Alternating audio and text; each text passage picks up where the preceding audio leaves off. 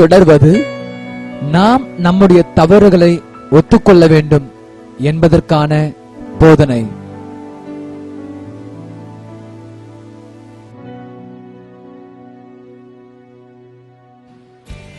அப்பா, உமக்கு நன்றி செலுத்துகிறோம், ஸ்தோத்திரிக்கிறோம், துதிக்கிறோம். ஆண்டவரே, இந்த வேளையில கூட உம்முடைய சமூகத்தில் முற்றிலுமாக என்னை தாழ்த்துகிறேன். ஆண்டவரே, உம்முடைய கிருபையை தாங்க, தேவனுடைய அன்பை தாங்க, உம்முடைய வார்த்தையை பகிர்ந்து கொள்ளும்படியாக ஆண்டவரே, இங்க இருக்கிற ஒவ்வொருவரையும் உம்முடைய கரத்தில் ஒப்பு கொடுக்கிறேன். ஆண்டவரே, வார்த்தையை பெற்றுக்கொள்ளும்படியாக எங்களை ஆயத்தப்படுத்துங்க. ஆண்டவரே, கிறிஸ்துவல்லாத எல்லா தடைகள், கிறிஸ்துவல்லாத எல்லா காரியங்களும் ஆண்டவரே இந்த இடத்தை விட்டு அகற்றி போடுங்க. உடைய வார்த்தையில இருக்கிறது அப்பா, அரண்களை நிர்மூலமாக்குகிற வல்லமையை எங்களுக்கு தந்திருக்கிறீங்க என்று சொல்லி இந்த வேலையில கூட அப்பா கிறிஸ்துவல்லாத எல்லா சிந்தனையும் அப்பா உம்முடைய அறிவுக்குள்ளாக சிறைப்படுத்துகிறோம். ஒரு விஷயம் எல்லாரும் ஜெபிக்கலாம். ஆண்டவரே, உடைய வார்த்தைக்கு என்னை ஆயத்தப்படுத்துங்க என்று சொல்லி கேட்கலாமா? ஹல்லேலூயா. இந்த செய்தி ஒரு மிகவும் முக்கியமான செய்தி, பிரயோஜனமான செய்தியாக இருக்க எல்லாரும் கேட்கலாம். ஹல்லேலூயா, ஹல்லேலூயா, ஹல்லேலூயா. எல்லாம் ஒரு சில நிமிடங்கள் ஜெபிக்கலாம். ஆண்டவரே, உடைய வார்த்தைக்கு என்னை ஆயத்தப்படுத்துங்க என்று சொல்லி கேட்கலாம். ஹல்லேலூயா. ஆண்டவரே, உடைய ஆளுகை, உடைய ராஜ்யம் இந்த இடத்துல இருக்கிறது என்று சொல்லி அறிக்கை செய்கிறேன் அப்பா. ஹல்லேலூயா, ஹல்லேலூயா, ஹல்லேலூயா. நீங்க மகிமைப்படும்படியாய் கேட்கிறோம். இயேசுவின் நாமத்தினாலே ஜெபிக்கிறோம் பிதாவே, ஆமென். ஹல்லேலூயா. கடந்த வாரம் என்ன செய்தி கொடுக்க வேண்டும் என்று சொல்லி சிந்தித்து கொண்டிருக்கும் பொழுது ஆண்டவர் ஒரு வித்தியாசமான ஒரு தலைப்பை கொடுத்தார். அது செய்தி மிகவும் பிரயோஜனமாக இருக்கும். நோட்ஸ் எடுக்கிறவங்க எடுத்துக்கொள்ளுங்க. செய்தியின் தலைப்பு என்னவென்றால், தவறுகளை ஒத்துக்கொள்வது. இல்லை என்னென்றால் இன்னொரு வகையில் சொல்ல வேண்டுமானால், அக்செப்ட் யுவர் மிஸ்டேக். உன் தவறை நீ ஒத்துக்கொள். தவறுகளை ஒத்துக்கொள்வது. பிரியமானவர்களே, நாம் வாழ்ந்து கொண்டிருக்கிற காலங்களிலே ஆவியானுடைய பிரசன்னம், ஆவியானுடைய கிரியைன்னு சொல்லும் பொழுது, ஆவியானுடைய கண்டித்து உணர்த்துதல் சொல்லும் பொழுது மிகவும் கம்மியாக இருக்கிற ஒரு காலங்களிலே நாம் வாழ்ந்து கொண்டிருக்கிறோம். இன்றைக்கு சபையிலே பொதுவாக நான் சொல்லுகிறேன், அநேக பேருடைய இருதயம் மிகவும் கடினமாய் இருக்கிறது. பரிசுத்த ஆவியானுடைய கண்டித்து உணர்த்துதல் என்றது இல்லாமல் இருக்கிறது. இதை குறித்து சிந்தித்துக் கொண்டிருக்கும் பொழுது ஆண்டவர் ஒரு சில சத்தியங்களை உணர்த்தினார். இது மிகவும் பிரயோஜனமாக இருக்கும்.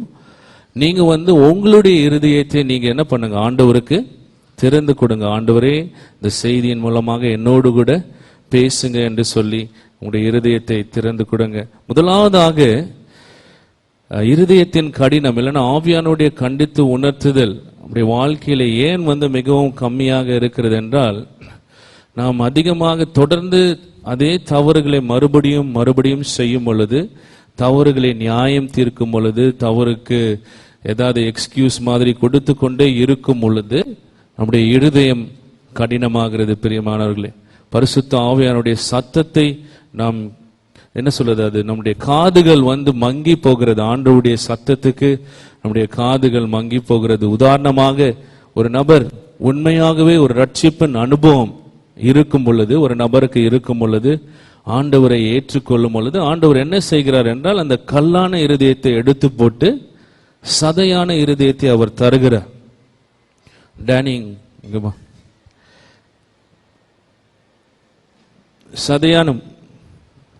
சதையான இருதயத்தை தருகிறார். இதுதான் டேனியல் மிஷனரியாக இப்பொழுது 2வது வருடம் படித்துக் கொண்டிருக்கிறார். சோ இவர் ஆண்டவரை உண்மையாக ஏற்றுக்கொள்ளும் பொழுது என்ன ஆகிறதுனா, ஒரு சதையான இருதயம் அவருக்கு கொடுக்கப்படுகிறது. சோ சதையான இருதயம் இருக்கும் பொழுது, ஒரு சிறு காரியம் தவறு செய்யும் பொழுது ஆவியானவர் என்ன செய்கிறார், கண்டித்து உணர்த்துகிறார். ஒரு பொய் சொல்லும் பொழுது கூட ஆவியானவருடைய கண்டித்து உணர்த்துதல் இருக்கிறது. ஆனா உதாரணமாக வைத்துக் கொள்ளலாம், இவர் முதலாவதாக ஒரு தப்பை செய்கிறார். இப்ப தப்பு செய்யும் பொழுது ஆவியானவர் என்ன பண்றாரு, கண்டித்து உணர்த்துகிறார். நிறைய நேரங்களில் நாம் என்ன செய்கிறோம், இவரை உதாரணமாக வைத்து நான் சொல்லுகிறேன், நியாயம் நம்முடைய தவறுகளை நியாயம் தீர்க்க ஆரம்பிக்கிறோம். இல்லைன்னா மற்றவர்கள் மேலே பழியை போட ஆரம்பிக்கிறோம். சோ அதனால அது முதல் முறை இவர் தப்பு பண்ணும்போது ஆவியானுடைய கண்டித்து உணர்த்துதல் இருக்கிறது, அந்த குற்ற உணர்வு ஏற்படுகிறது, தப்பு பண்ணிட்டேன்ற உணர்வு ஏற்படுகிறது. ஆனால் இன்னொரு சைடு நியாயம் தீர்க்கும்படியாக சிந்தனைகள் வருகிறது.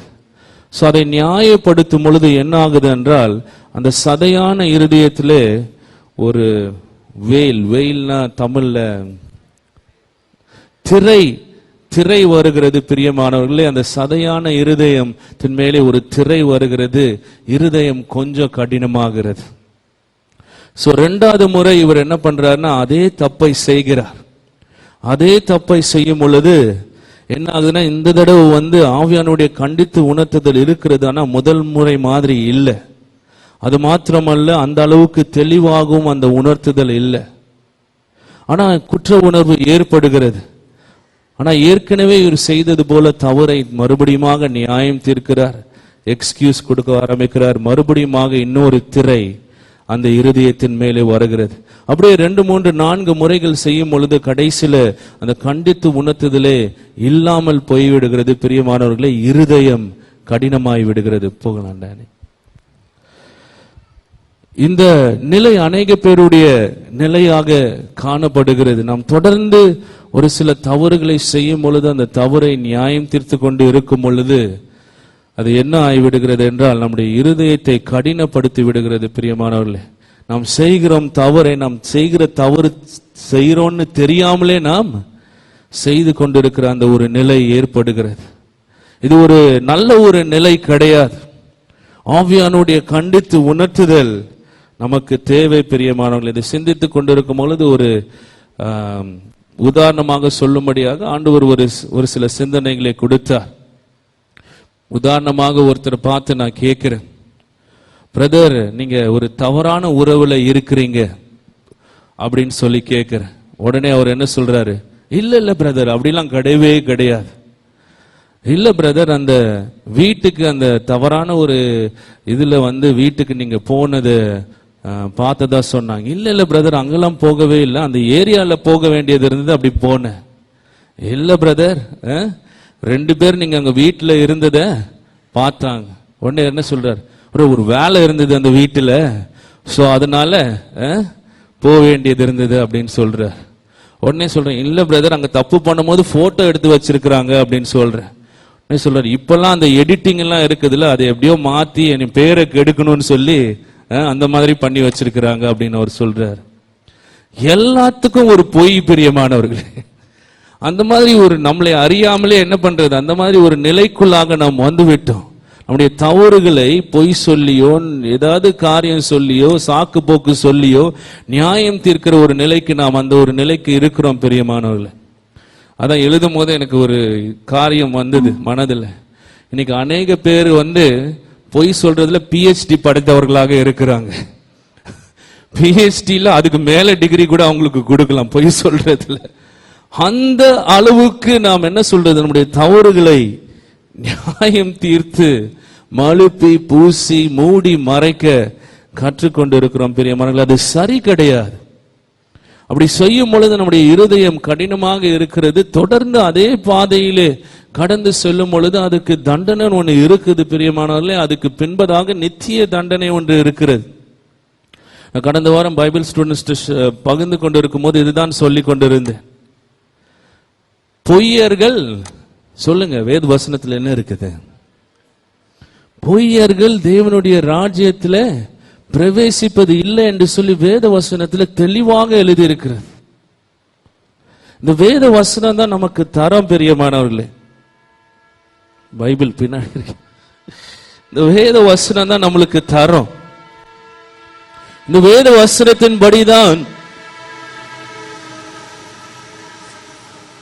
இந்த வேத வசனத்தின்படிதான் நீங்களும் ஞானம் நியாய தீர்ப்பின் நாள்ல நியாயம் தீர்க்கப்பட போகிறோம். பிரியமானவர்களே, நம்மளுடைய என்ன சொல்றது, நம்மளுடைய யோசனைகள்னால நம்ம ஒரு காரியம் யோசித்து விட்டோம், இல்லைன்னா நம்ம ஓரளவுக்கு வளர்ந்து விட்டோம், இல்லைன்னா என்ன சொல்றது ஆவிக்குரிய ஜீவத்தில் பெரியவர்களாக ஆகிவிட்டோம். அதை வைத்து ஆண்டவர் நியாயம் தீர்க்க போகிறது கிடையாது. இந்த வேத வசனத்தை வைத்து தான் அவர் நியாயம் தீர்க்க போகிறார். பைபிள்ல ஒரு வசனம் இருக்கு, தன்னுடைய வசனத்தை exalted his word more than his name, நாமத்தை விட அதிகமாக கனப்படுத்தி இருக்கிறார் என்று சொல்லி இருக்கிறது. இது நன்றாக புரிந்து கொள்ள வேண்டும். ஏற்கனவே இந்த சம்பவத்தை நான் சொல்லியிருக்கிறேன். ரெய்னார்ட் போங்கேவுடைய மீட்டிங்கிலே ஒருத்தர் வந்து 3 நாள் மரித்து அதுக்கப்புறம் உயிரோட எழும்பி வந்தார். அது எல்லாமே டாக்குமெண்டடாக இருக்கிறது. அவர் மரித்து அந்த 3 நாள் நரகத்துக்கு ஆண்டவர் கொண்டு போகிறார். அந்த அநேக பேர் வந்து நரகத்தில் அழுது கூக்குரல் இட்டு கொண்டு இருக்கிறாங்க. அப்போ அந்த ஒரு நிலையில எல்லா சத்தங்கள் மத்தியில ஒரு சத்தம் வருது. என்ன வருதுன்னா, ஐயோ என்னை காப்பாத்துங்க, நான் பாஸ்டர். என்ன காப்பாத்துங்க? பாஸ்டர் எங்க இருக்காரு? நரகத்துல இருக்கிறார். சர்ச்சு காசு கொஞ்சம் தான் திருடினேன், சர்ச்சு காசு கொஞ்சம் தான் எடுத்துட்டேன், என்னை காப்பாத்துங்க. எவ்வளவு வருஷம் ஒரு ஊழியம் பண்ணியிருப்பார்? வருஷ கணக்கா பண்ணியிருக்கலாம், வருஷ கணக்கா பிரசங்கம் பண்ணிக்கலாம். ஆனா வேத வசனம் என்ன சொல்லுது? திருடர்களுக்கு எங்க இடம்? அக்கினி கந்தக கடல்ல தான் அவங்களுக்கு இடம் என்று சொல்லி இருக்கிறது. இது நன்றாக நாம் புரிந்து கொள்ளும். வேத வசனம் நம்முடைய தரமாக இருக்க வேண்டும். பிரியமானவர்களே, வேத வசனத்தின்படி நம்முடைய வாழ்க்கையை அமைத்துக் கொள்ள கற்றுக்கொள்ள வேண்டும். இன்றைக்கு ஏன் பரிசுத்த ஆவியானுடைய கண்டித்து உணர்த்துதல் இல்லை? ஏன் நம்முடைய தவறுகளை நமக்கு உணர முடியாமல் இருக்கிறது என்றால், நாம் தொடர்ந்து நியாயம் தீர்த்து இருக்கிற நிலையிலே நம்முடைய இருதயம் கடினமாக மாறி வருகிறது. பிரியமானவர்கள், கொஞ்சம் உங்களுடைய வாழ்க்கையை இது சத்தியத்தை கேட்கும் பொழுது ஆராய்ந்து பார்க்கலாம். இன்னைக்கு நிறைய நேரங்களிலே நம்மளுடைய கலாச்சாரம் எவ்வாறாக இருக்கிறது என்றால், இன்னொரு முக்கிய காரணம் ஏன் தவறுகளை ஒத்துக்கொள்ள மாட்டேங்கிறோம் என்ற நிலை ஏன் இருக்கிறது என்றால், நம்முடைய கலாச்சாரம், நம்ம வாழ்கின்ற கலாச்சாரம், யாராவது தவறு செய்யும் பொழுது என்ன ஆகிறது என்றால் அவரை கடினமாக நாம் நடத்தி விடுகிறோம். இல்லை என்றால் பயங்கரமாக அவரை குற்றப்படுத்தி அவர்களை நியாயம் தீர்த்து விடுகிறோம். பிரியமானவர்களே, அது நிமித்தமாகவே ஜனங்கள் தவறு செய்யும் பொழுது வெளியில வர மாட்டேங்கிறாங்க. நம்ம தவறுகளை சரியாக நிறைய நேரங்களில் சொல்லி விடுகிறோம், அநீதியாக சில நேரங்களில் சொல்லுகிறோம். ஆனா தவறுகளிலிருந்து வெளியே வர வழியை நாம் ஜனங்களுக்கு சொல்கிறது கிடையாது. இல்லை என்றால் இவ்வாறாக இருக்கிறது. தவறு செய்கிறவர்களை நாம் என்ன பண்ணி விடுகிறோம்? காயப்படுத்தி விடுகிறோம். நம்முடைய வார்த்தையினால, நம்முடைய செயல்களினால காயப்படுத்தி விடுகிறோம். சபையில் அநேக நேரங்களே ஆண்டவருடைய இரக்கங்களை அதிகமாக பகிர்ந்து கொள்கிறதை விட ஆண்டவருடைய நியாய தீர்ப்பை குறித்து அதிகமாக பகிர்ந்து கொள்கிறோம். தவறு செய்கிறவர்களை நாம் என்ன பண்ணி விடுகிறோம்? ஒதுக்கி விடுகிறோம், அவர்களை அவமானப்படுத்தி விடுகிறோம். அது நிமித்தமாக என்ன ஆகுதுன்னா, ஜனங்க தங்களுடைய தவறை குறித்து அவர்கள் திறந்த ஒரு இருதயத்தோடு கூட இருக்க மாட்டேங்கிறாங்க. பிரியமானவர்களே, ஹல்லேலூயா. இது நான் சொல்றது புரிகிறதா? இந்த நிலை மாற வேண்டும். அநேக நேரங்களே ஜனங்கள் தவறு செய்யும் பொழுது இந்த மாதிரி ஒரு நியாயம் தீர்க்கிற ஒரு மனப்பான்மை இருக்கும் பொழுது, குற்றப்படுத்துகிற ஒரு மனப்பான்மை இருக்கும் போது, காயப்படுத்துகிற, ஒதுக்குற, அவமானப்படுத்துகிற ஒரு மனப்பான்மை இருக்கும் பொழுது ஜனங்க தவறுகளை பகிர்ந்து கொள்ள மாட்டாங்க. பெரியமானவர்கள், இது உங்களுடைய வீட்டுக்கு, உங்களுடைய பிள்ளைங்களுக்கு கூட நீங்க எடுத்துக்கொள்ளலாம். பிள்ளைங்க தவறு செய்யும் பொழுது நீங்க எவ்வாறாக அவங்களோடு கூட இருக்கிறீங்க? பயங்கரமாக அவங்களை கடினமாக திட்டுறீங்களா? நம்முடைய கோபத்தை அவர்கள் மேலே காண்பித்து விடுகிறோமா? அவ்வாறாக இருந்தோம்னா பிள்ளைகள் திறந்த ஒரு மனப்பான்மையோடு கூட இருக்க மாட்டாங்க. பிரியமானவர்களே, இது நாம் புரிந்து கொள்ள வேண்டிய ஒரு முக்கியமான சத்தியம். தவறுகள் ஒரு பாதையின் ஒரு முடிவு அல்ல. நாம் தவறுகளை சரியாக சரி செய்யும் பொழுது, சரியாக ஒத்துக்கொள்ளும் போது, தவறுகளிலிருந்து கற்றுக்கொள்ளும் பொழுது அது ஒரு புதிய ஒரு பாதையின் ஆரம்பமாக இருக்கிறது. பிரியமானவர்களே, நம் தவறுகளை ஒத்துக்கொள்கிறவர்களாக இருக்க வேண்டும். இது நன்றாக நான் மறுபடியும் சொல்கிறேன். Mistakes are never the end of the road, but rather the beginning of a new one if we learn from them. தவறுகள் ஒரு பாதையின் ஒரு முடிவு அல்ல. நாம் தவறுகளிலிருந்து கற்றுக்கொண்டோமானால் அது ஒரு புதிய பாதையின் ஆரம்பமாக இருக்கிறது. உங்களுடைய வாழ்க்கையிலே போராட்டங்கள் இருக்கலாம், பிரச்சனைகள் இருக்கலாம், கஷ்டமான சூழ்நிலைகள் இருக்கலாம். அநேக நேரங்களிலே அது எதனால ஏற்படுகிறதுனா நம்மளுடைய ஞானம் இல்லாத நிலை, நம்மளுடைய தவறுகளினால நாம் எடுத்த தவறான தீர்மானங்கள், பேசின தவறான வார்த்தைகள், தவறான உறவுகள், தவறான முடிவுகள், ஆண்டவரை சார்ந்து இருக்காமல் எடுத்த தீர்மானங்களாக அது நிமித்தமாக இருக்கிறது. அநேக நேரங்கள் நம்ம ஜெபிக்கிறோம், ஆண்டவரே மாற்றுங்க மாற்றுங்க மாற்றுங்க, சூழ்நிலைகளை மாற்றுங்கன்னு ஜெபிக்கிறோம். ஆனா பிரியமானவர்களே, நம்மளுடைய தவறுகளே நம்மளுடைய பகுதியிலே நாம் சரி செய்ய கற்றுக்கொண்டோமானால் அப்பொழுது ஆண்டவர் கிரியை செய்ய அவர் வல்லவராக இருக்கிறார். அந்த கிரியையை பார்க்க முடியும். பிரியமானவர்களே, நாம் தப்பை ஒத்துக்கொள்ளும் பொழுது, அது தப்புல கற்றுக்கொள்ளும் பொழுது நாம் என்ன பண்ணுகிறோம்? முன்னேறி செல்கிறவர்களாக இருக்கிறோம். பிரியமானவர்களே, இவ்வாறாக எழுதியிருக்கிறேன், mistakes never take you lower but rather higher if you admit them. தவறுகளை ஒத்துக்கொள்ளும் பொழுது உங்களுடைய நிலை கீழாக மாறுகிறது கிடையாது. நீங்க தவறுகளை ஒத்துக்கொள்ளும் போது, தவறுகளை கற்றுக்கொள்ளும் போது நீங்க மேலாக தான் செல்கிறீங்க. பிரியமானவர்களே, உங்களுடைய ஆவிக்குரிய ஜீவியத்தில் மாத்திரமல்ல, இயற்கையாகவும் நீங்க மேலாக தான் செல்கிறீங்க. எல்லாருக்கும் கேத்ரின் குல்மன் அவர்கள் நிறைய பேருக்கு தெரிந்திருக்கும். ஆண்டவர் பயன்படுத்தின ஒரு வல்லமையான ஒரு பாத்திரம். ஆண்டவர் அவர்களை வல்லமையாக பயன்படுத்தினார். பரிசுத்த ஆவியானவரை குறித்து இந்த அளவுக்கு சபையில இன்றைக்கு அறிவு இருக்கிறது. அவங்க ஒரு முக்கிய காரணம். பரிசுத்த ஆவியானவரை ஒரு நண்பராக அவங்க அறிந்திருந்தாங்க. ஆனா அவங்க ஊழிய ஆரம்பத்தில் ஊழியம் செய்து கொண்டிருக்கும் பொழுது ஒரு திருமணம் ஆன ஒரு நபரை காதலித்து அவருக்கு ஏற்கனவே திருமணம் செய்திருக்கும் பொழுது கல்யாணம் முடித்து கொண்டார்கள். தப்பு தானே? ஒரு மிகப்பெரிய தப்பு. எவ்வளவோ ஆலோசனைகள் அவங்களுக்கு கொடுத்தாங்க, அவங்க கேட்கவே இல்லை அந்த ஆலோசனைகளை. கிட்டத்தட்ட எவ்வளவு ஒரு வருடம் மேல அந்த உறவுல அவங்க இருக்கிறாங்க. அது நிமித்தமாக அவங்க எல்லாவற்றையும் இழக்க வேண்டியதாக இருந்தது. அவங்களுடைய மதிப்பு, மரியாதை, ஆரம்ப நாட்களில் செய்த ஊழியங்கள் எல்லாவற்றையும் அவங்க இழந்தாங்க. கடைசியில் அந்த நபரையும் அவங்க விட்டு விலகி வந்தாங்க. ஒரு நாள் அவங்களுடைய அந்த ரோட்டில் அவர்கள் அப்படியே அழுது கொண்டு, இது உண்மையாக நடந்த சம்பவம் அவங்களுடைய வாழ்க்கையில, அழுது கொண்டு அந்த ரோட்டில் நடந்து கொண்டு சென்று கொண்டு இருக்கும் பொழுது ரோட்டில் ஒரு சைன் இருந்தது, டெட் எண்ட், இதற்கு மேலே பாதை கிடையாது என்று சொல்லி. அவங்களுடைய வாழ்க்கையும் அவ்வாறாக தான் இருந்தது. ஆனா அந்த இடத்துல தன்னுடைய தவறை அப்படியே அவங்க முழங்கால் போட்டு அழுது தன்னுடைய தவறை ஆண்டவர்கிட்ட ஒப்பு கொடுத்து ஆண்டவர்கிட்ட சொன்னாங்க, ஆண்டவரே எனக்கு கொடுக்கிறதுக்கு ஒண்ணுமே இல்லை, ஆனா ஒரே ஒரு இதுதான் இருக்குது, என்னுடைய இருதயம், அதை முழுமையாக உமக்கு கொடுக்கிறேன் ஆண்டவரே என்று சொல்லி சொன்னாங்க. அப்புறம் கொஞ்ச நாள் கழித்து ஆண்டவர் அவர்களை வல்லமையாக பயன்படுத்த ஆரம்பித்தார். அவருடைய தவறுகளை ஆண்டவர் மன்னித்து விட்டார். பிரியமானவர்களே, இப்பொழுது நாம் கேட்கிறது எல்லாம் எந்த அளவுக்கு ஆண்டவர் கேத்ரின் குல்மனை வல்லமையாக பயன்படுத்தினார் என்று தான் நாம் கேட்கிறோம். அதற்கு ஒரு முக்கிய காரணம், அவங்களுடைய வாழ்க்கையில அவங்களை செய்த தவறு என்ன பண்ணாங்க? ஒத்துக்கொண்டாங்க, முழு பொறுப்பை ஏற்றுக்கொண்டாங்க. பிரியமானவர்களே, இயற்கையாக பார்க்கும் பொழுது அவங்களுடைய அந்த பாதை முடிவில் தான் வந்தது. ஆனா அவங்க தவறுகளை ஒத்துக்கொள்ளும் போது ஆண்டவர் என்ன பண்ணாரு?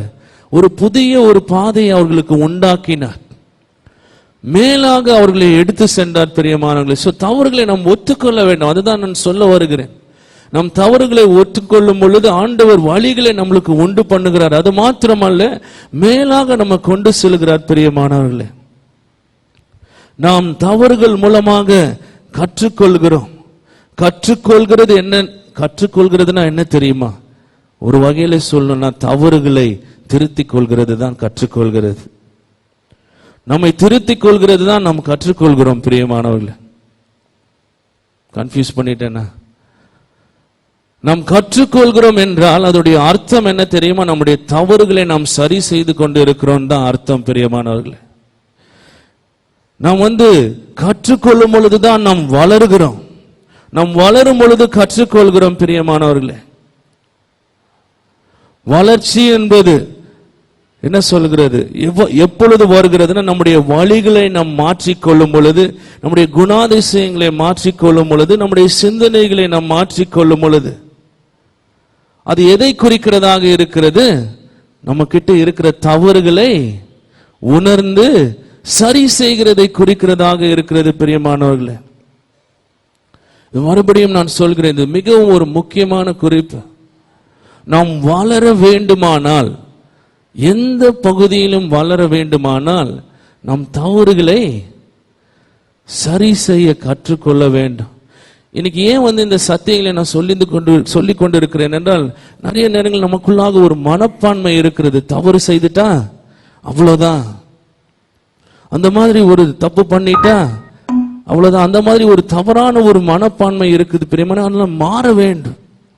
தவறுகளை ஒத்துக்கொள்ளும் பொழுதுதான் நம்மளுக்குள்ளாக வளர்ச்சி ஏற்படுகிறது. ஏற்கனவே சொன்னது போல வளர்ச்சி என்றால் என்ன? வளர்ச்சி எப்போ வருகிறது? கற்றுக்கொள்ளும் பொழுது வருகிறது. கற்றுக்கொள்கிறதுனா என்ன?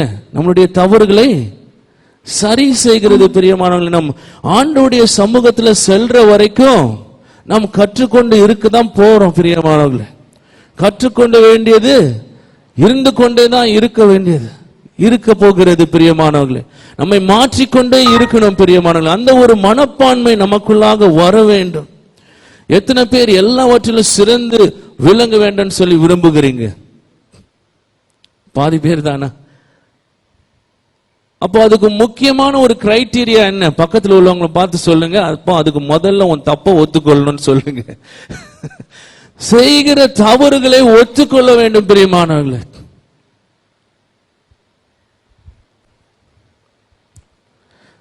இப்போ நம்ம பார்க்கிறோம்.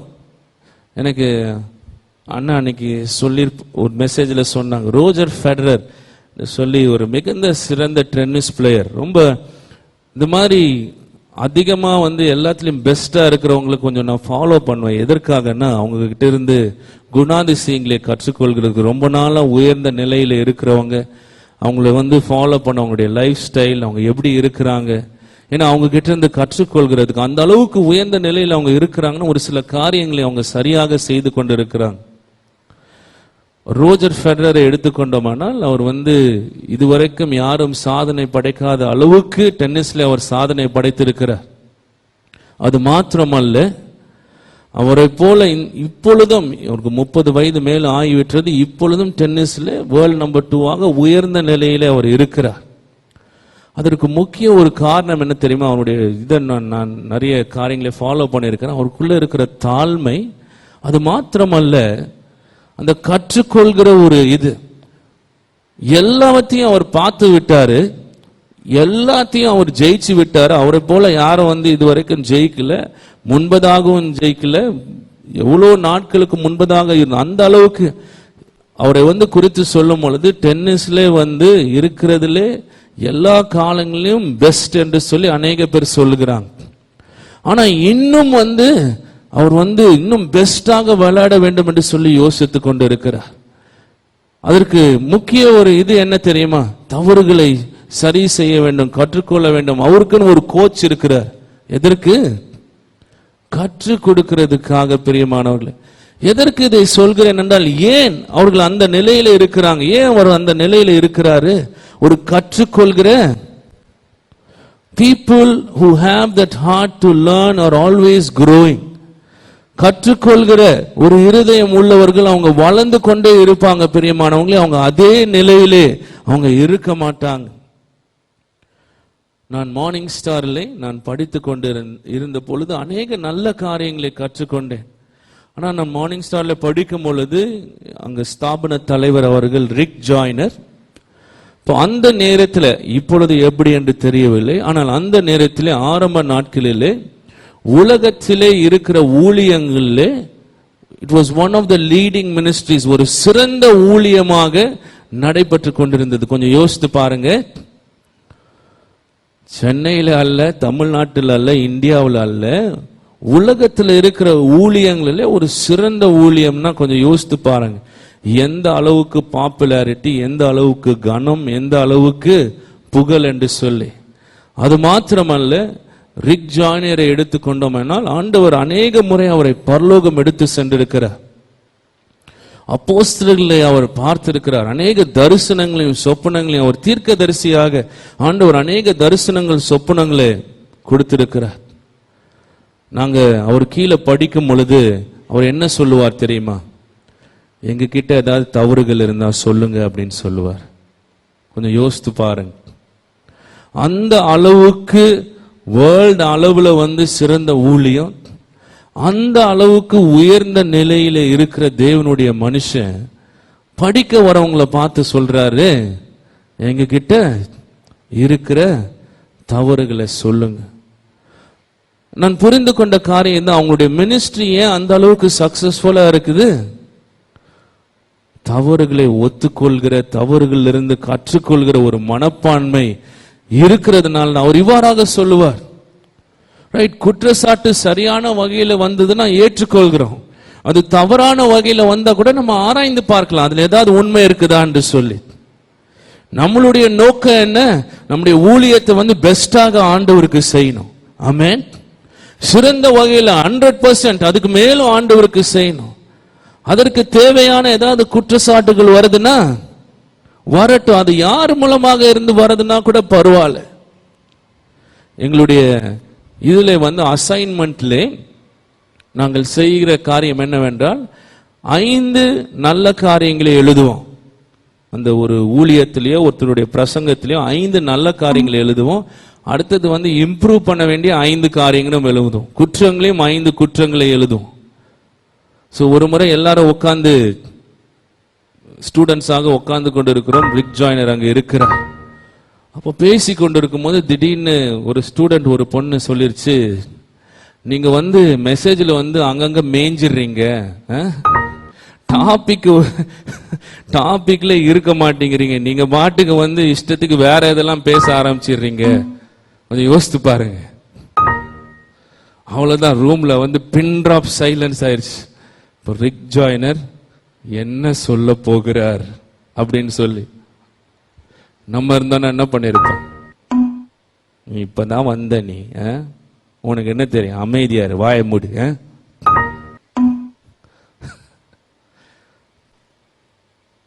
இவங்க பேசுறாங்களாம், நான் ஊழியத்துல 30 வருஷமா 40 வருஷமா இருக்க, நீ யார் சொல்றதுக்கு? என்னை மாதிரி ஊழியம் கட்டின பிறகு உனக்கு பேசுறதுக்கு அதிகாரம் இருக்குது.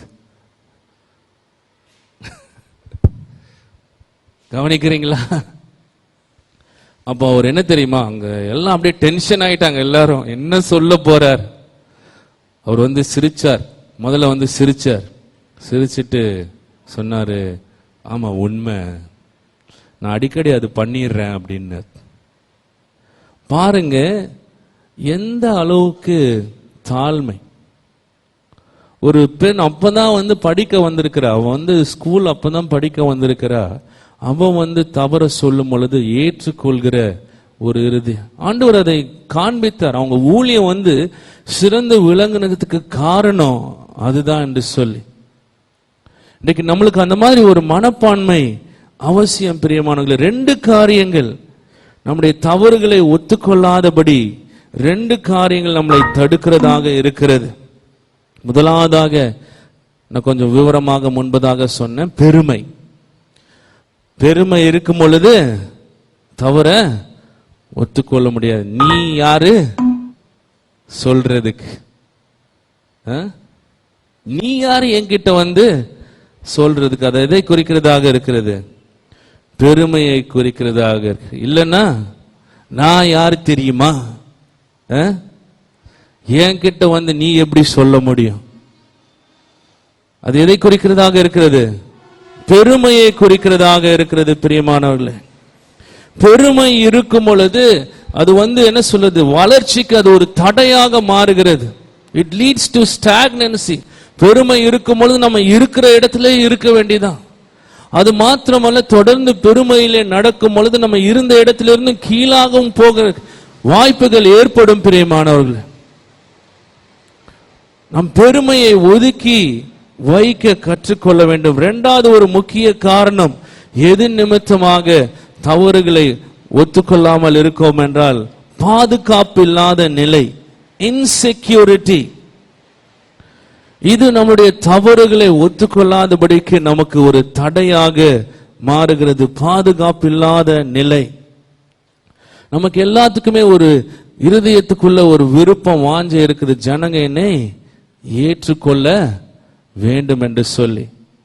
இப்ப தவற ஒத்துக்கொண்டுட்டனா ஏற்றுக்கொள்ள மாட்டாங்களே அப்படின்னு சொல்ற காரணத்தின் நிமித்தமாகவே என்ன யோசிப்பாங்க அவங்க? அவங்க என்ன யோசிப்பாங்க? அது எல்லாம் அந்த பாதுகாப்பில்லாத நிலையை குறிக்கிறதாக இருக்கிறது பிரியமானவர்களே. சோ அதை விட்டு என்ன சொல்ல நம்ம மேற்கொள்ள வேண்டும். நான் தொடர்ச்சியாக அதை குறித்து நான் கொஞ்சம் பகிர்ந்து கொள்ள ஆசைப்படுகிறேன். இன்னைக்கு அநேக பேர் அநேக பகுதியிலே ஒரு பாதுகாப்பில்லாத நிலையில் இருக்கிறோம். அந்த பாதுகாப்பில்லாத நிலை, அந்த வெற்றிடத்தை நம்மளுடைய உறவுகளிலே நாம் என்ன சொல்றது, அந்த நிலையை பெற்றுக்கொள்ள பார்க்கிறோம். இல்லை என்றால் சில பேருக்கு அவங்களுடைய செக்யூரிட்டி, பாதுகாப்பு எதுல தெரியுமா இருக்கிறது? அவங்களுடைய வேலையில இருக்கலாம். மீதி எல்லா இடத்திலும் பிரச்சனை வர வரைக்கும் ஓகேயா இருப்பாங்க. ஆனா வேலையில பிரச்சனை வந்தா என்ன ஆகும்? அவ்வளவுதான். இல்லைன்னா வேலையில சரியா இருப்பாங்க, உறவுகள்ல பிரச்சனை வந்தா. பிரியமானவர்களே, நம்மளுடைய இது பாதுகாப்பு எங்கிருந்து வர வேண்டும்? ஆண்டவர்கிட்ட இருந்து வர வேண்டும் பிரியமானவர்களே. our security must come from our relationship with God. ஆமென். அந்த பாதுகாப்பை ஆண்டவர்கிட்ட இருக்கிற உறவிலிருந்து பெற்றுக்கொள்ள வேண்டும். இவ்வாறாக நான் எழுதி வைத்திருக்கிறேன். ஆண்டவர் என்னை நேசிக்கிறார். முதலாவதாக ஆண்டவருடைய அன்பிலே நாம் உறுதிப்பட வேண்டும். God loves you and me. அந்த அன்பிலே உறுதிப்பட வேண்டும். மற்றவர்களுடைய அன்பை எதிர்பார்த்து இருக்கும் பொழுது, அந்த அன்பில் இருந்து அந்த பாதுகாப்பை நம்ம பெற்றுக்கொள்ளணும் யோசிக்கும் பொழுதுதான் பிரச்சனைகள் ஏற்படுகிறது பிரியமானவர்களே. ஆண்டவர் வார்த்தையில் என்ன சொல்லி இருக்கிறார்? நான் உன்னை விட்டு விலகுவதும் இல்லை, கை விடுவதும் இல்லை. நீங்க முழுமையாக உண்மையிலே ஆண்டவர்கிட்ட வாழ்க்கையை ஒப்பு கொடுத்தீங்கன்னா கண்டிப்பாக அவர் உன்னை விட்டு விலகுவது கிடையாது. அவர் உங்களை இயேசு கிறிஸ்துவுக்குள்ளாக ஏற்கனவே ஏற்றுக்கொண்டு விட்டார். உங்களை புறக்கணிப்பது அல்ல பிரியமானவர்களே.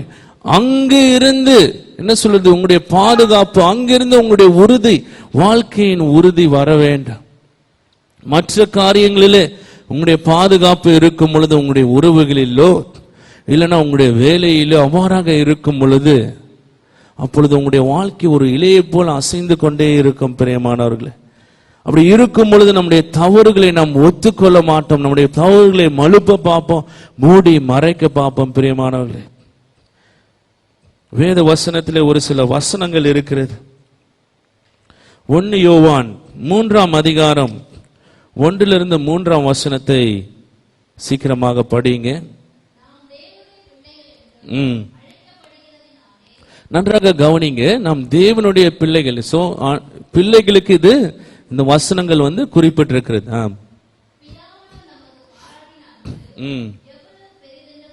பாருங்க எந்த அளவுக்கு தேவனுடைய அன்பை குறித்து முதலாவதாக யோவான் உறுதிப்படுத்துகிறார் பாருங்க. தொடர்ந்து படிங்க.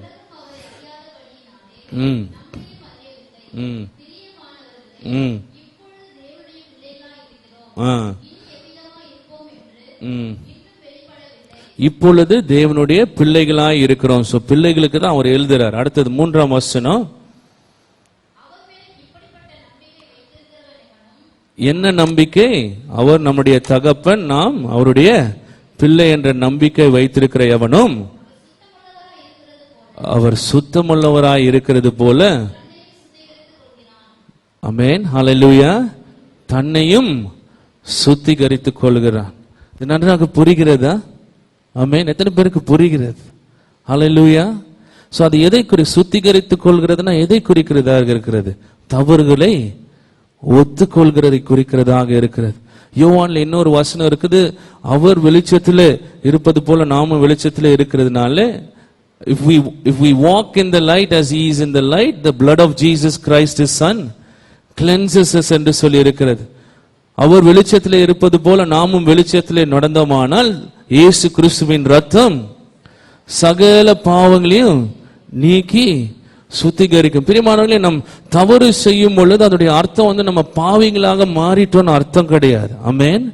பிள்ளைகளாக இருக்கும் பொழுதே நமக்கு சுத்திகரிப்புன்னு இருக்கிறது. ஹல்லேலூயா. வெளிச்சத்திலே நடக்கும் பொழுதே இயேசு கிறிஸ்துவின் ரத்தம் நம்மளை சுத்திகரிக்கிறதாக இருக்குது. நம்ம ஒரு ஆக்கினை தீர்ப்புக்குள்ளாக ஆகணும்னு அவசியம் கிடையாது பிரியமானவர்களே. ஆண்டவர் தவறுகளை கண்டித்து உணர்த்தும் பொழுது நம்ம என்ன பண்ணலாம்? ஒத்துக்கொண்டு தைரியமாக ஆண்டவருடைய சமூகத்துக்கு போகலாம். ஹல்லேலூயா. ஆண்டவருடைய சமூகத்தை விட்டு ஓடணும்னு அவசியம் கிடையாது. ஹல்லேலூயா. இயேசு கிறிஸ்துவை போல நாம் மாற வேண்டும் சொல்லி ஆண்டவர் விரும்புகிறார். பிதாவாகிய தேவன் விரும்புகிறார். அப்படி மாறணும்னா அதுக்கு முதல் கிரைட்டீரியா என்ன? நம்முடைய தவறுகளை நாம் என்ன பண்ணணும்?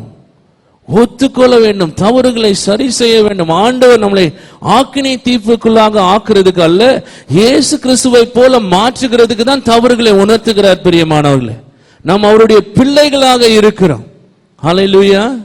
ஒரு சிறந்த ஒரு நோக்கத்தோடு கூட தான் ஒரு காரியத்தில் ஆண்டவர் தவறுகளை உணர்த்துகிறார்னா அதோடைய நோக்கம் என்ன? அதுல நீ சிறந்து விளங்க வேண்டும், என் மகன் சிறந்து விளங்க வேண்டும், அந்த ஒரு நோக்கத்தோடு கூட தான். சிறு வயசுல ஏமி ஏதாவது தப்பு பண்ணிட்டானா அடி வாங்க போறான்னு தெரியும். சில நேரங்களில் என்ன பண்ணுவேன், ஏமி அடிக்கும் பொழுது என்ன தெரியுமா பண்ணுவான்? ஓடி வந்து கட்டி பிடிச்சிருவா. அப்படிதான் நம்ம ஆண்டவரோடு கூட இருக்க வேண்டும். பிரியமானவர்களே, ஆண்டவர் தவறுகளை உணர்த்தும் பொழுது ஆண்டவர்கிட்ட நம்ம ஓடணும், ஆண்டவரை விட்டு ஓடக்கூடாது.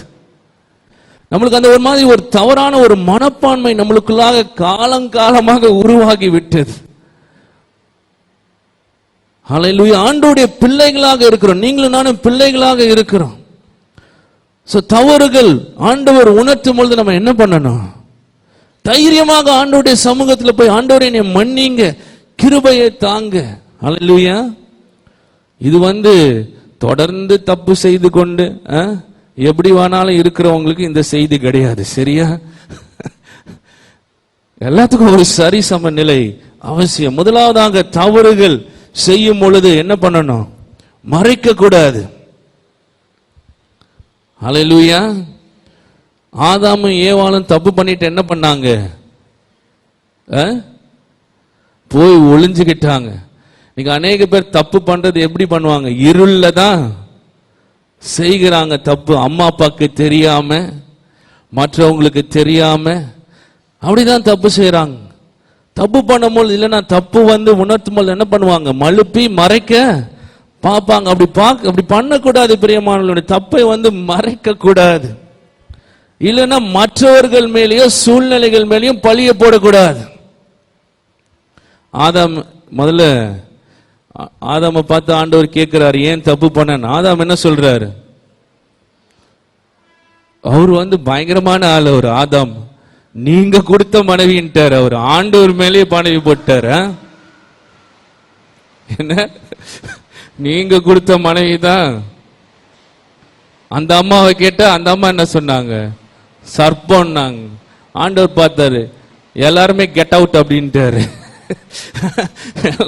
எல்லாமே கெட் அவுட் அப்படின்ட்டாரு, வெளியே போயிருங்க அப்படின்ட்டாரு. உங்களுடைய நிலையில இருக்கணுமா? ஆண்டவர் கொடுத்த நிலையில இருக்குமா? தப்ப மற்றவங்க மேல பழிய போடாதீங்க. இவங்க அப்படி பண்ணாங்க, அவங்க இப்படி திட்டினாங்க, அவங்க இப்படி இருந்தாங்க, சூழ்நிலைகள் இப்படி இருந்தது, அவங்க தான் முதல்ல இப்படி பண்ணாங்க. இல்ல இல்ல இல்ல, உங்களுடைய தப்பை நீங்க ஒத்துக்கொள்ள வேண்டும். ரஷ்ய தேசத்தில் இருக்கும் பொழுது என்ன ஆகிவிட்டதுன்னா, நான் முன்பதாகவே கொஞ்சம் பகிர்ந்து கொண்டிருக்கிறேன். ஒரு ஸ்தாபனத்தோடு கூட இணைந்து ஊழியம் செய்ய ஆரம்பித்தோம். திடீர்னு ஒரு சில காரணங்கள் நிமித்தமாக அந்த ஸ்தாபனம் பை பை அப்படின்னு சொல்லிட்டாங்க. ஸோ அதனால என்ன சொல்லுது, என்ன பண்றதுன்னு ஒரு தெரியாத ஒரு நிலை இருந்தது. அது மாத்திரமல்ல,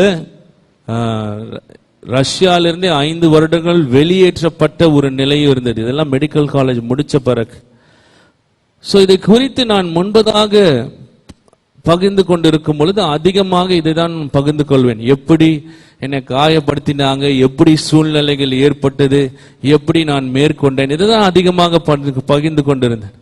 அப்போ ஒரு சில நாட்களுக்கு முன்பதாக ஆண்டவர் உணர்த்தினார். என்ன உணர்த்தினார்னா, நீனும் அந்த சூழ்நிலையில ஒரு சில தப்ப நீ பண்ண, அதை நீ முதல்ல சரியாக ஒத்துக்கொள்ள வேண்டும். அந்த இடத்துல ஸ்தாபனத்துக்கும் எங்களுக்கும் ஒரு பிரிவாட்டம் ஏற்படும் பொழுது அவங்க சொன்னாங்க, எங்களுடைய பைபிள் காலேஜில் நீ படிக்க வேணும்னு சொன்னாங்க. அப்போ பார்த்தீங்கன்னா அவங்களுடைய போதனை கொஞ்சம் வித்தியாசமாக இருந்தது. ஆண்டவரை அறிந்தவர்கள் தான் போதனை வித்தியாசமாக இருந்தது. அப்போ நான் என்ன தீர்மானிச்சேன், இந்த பைபிள் காலேஜில் இப்படி இருக்குது போதனை, நான் எப்படி படிக்கிறது? அப்போ ஆண்டவர்கிட்ட ஜெபம் பண்ணும்போது ஒரு உணர்த்துதல் அங்கு இருக்க வேண்டும் என்று உணர்த்துதல், பைபிள் காலேஜ் படிக்க வேண்டும் அங்கு என்று சொல்லி. ஆனா நான் என்ன தீர்மானம் எடுத்தேன், வேண்டான்னு தீர்மானம் எடுத்தேன். சோ அங்க யார் மேலேயும் தப்பு இருக்குது? அது ஆண்டவர் உணர்த்தினார்.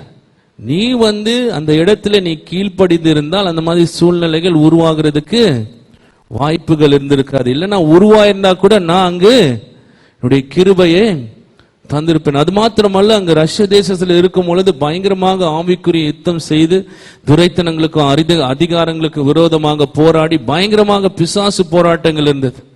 சோ அநேக முறைகள் சொல்லும் பொழுது இவ்வாறாக தான் சொல்லியிருக்கிறேன். என்ன சொல்லியிருக்கிறேன்னா, பிசாசு தான் ரஷ்ய தேசத்தை விட்டு வெளியே தள்ளிட்டான். அது உண்மை, அது உண்மை. ஏனென்றால் இங்கு ஒரு 3 மாதங்களுக்கு பின்பதாக அப்பா ஒரு நாள் ஜெப அறையிலிருந்து வந்து சொன்னாங்க, டேய் நீ ரஷ்யால ஏதாவது துரைத்தனத்தை துரத்துனியாடா அப்படின்னு கேட்டாங்க. ஆமா, நிறைய துரத்துனேன், எது அப்படின்னு கேட்டேன்.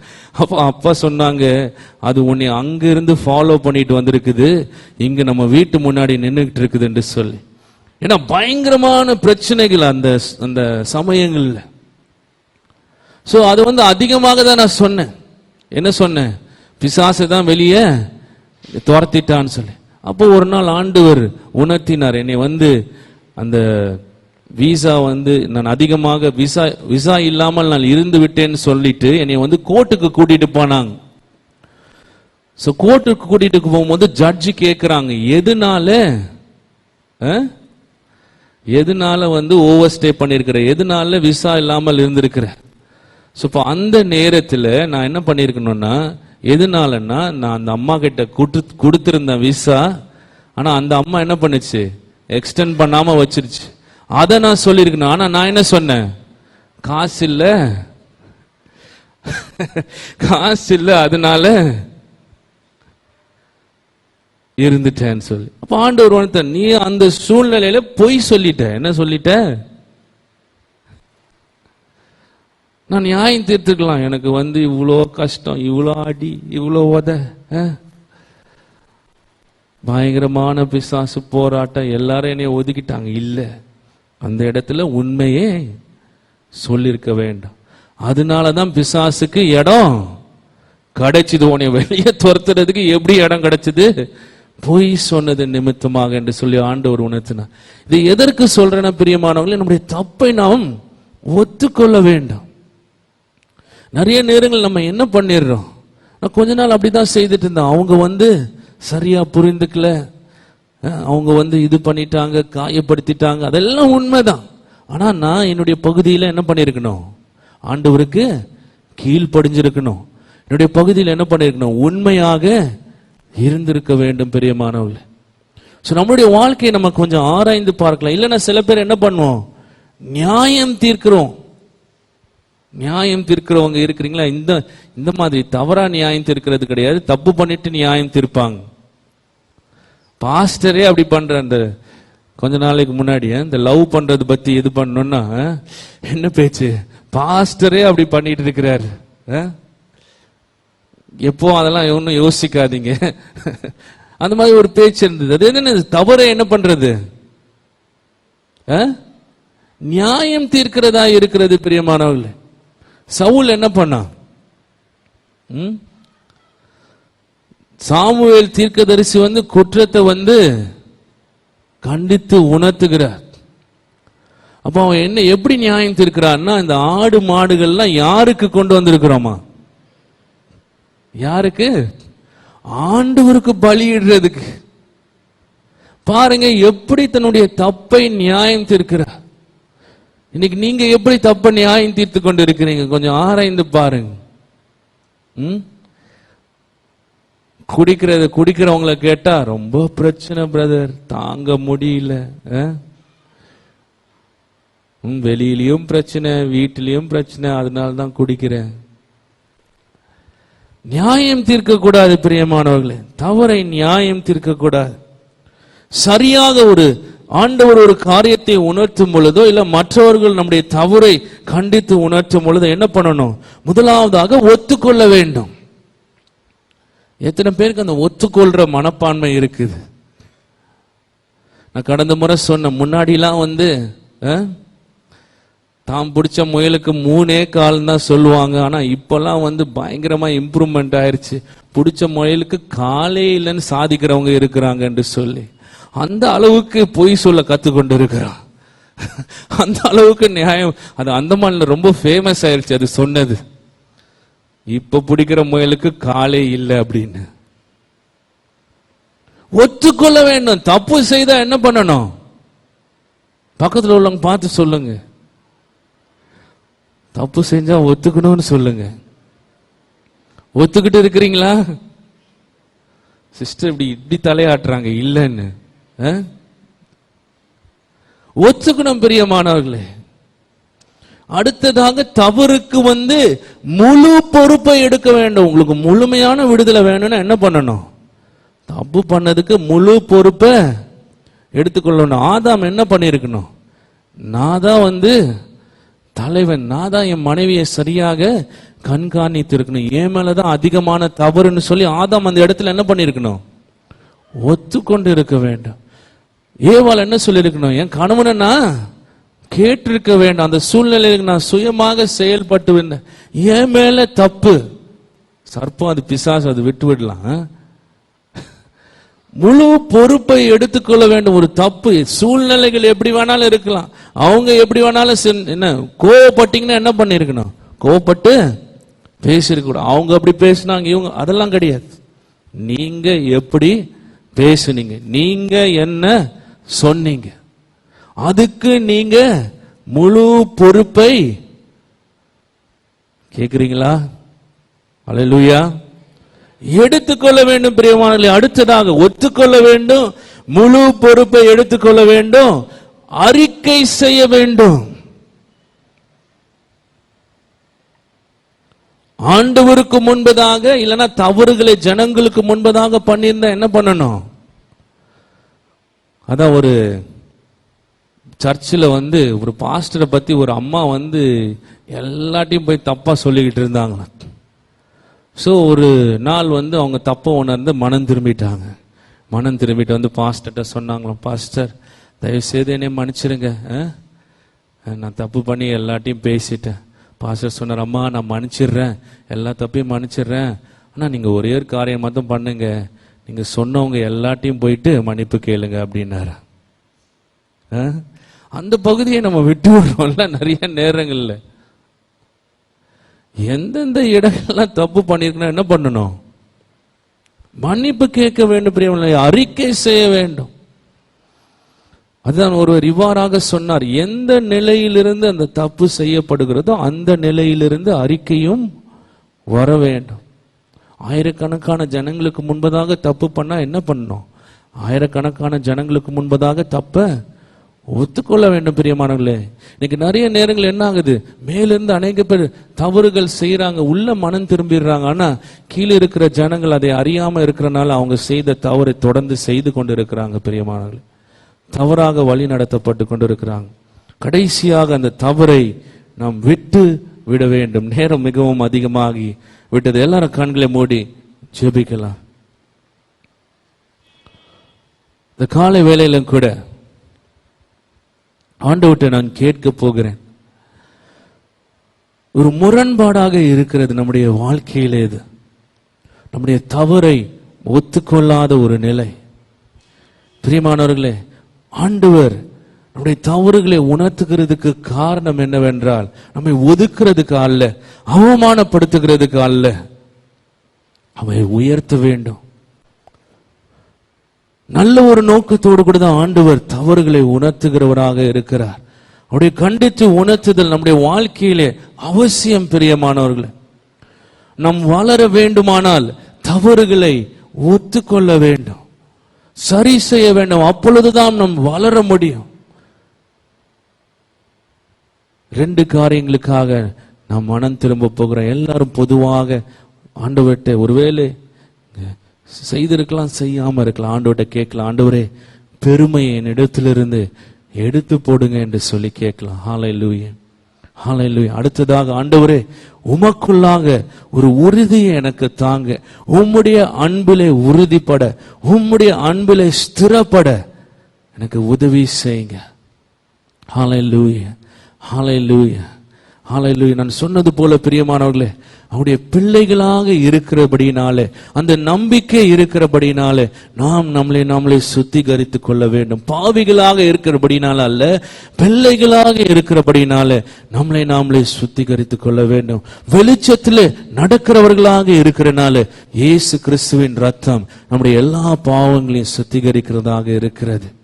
ஹல்லேலூயா, ஹல்லேலூயா. ஆண்டவரே, இந்த கால வேளையிலும் கூட எங்களை முழுமையாக உம்முடைய சமூகத்துல நாங்கள் ஒப்பு கொடுக்கிறோம், விட்டு கொடுக்கிறோம். ஆண்டவரே, ஆண்டவரே, எங்களுடைய தவறுகளை நீங்க கண்டித்து உணர்த்தும்படியாய் கேட்கிறோம். ஆண்டவரே அப்பா, மறுபடியுமாக உம்முடைய கண்டித்து உணர்த்துதலை எங்களுடைய வாழ்க்கையிலே நாங்கள் கேட்கிறோம்.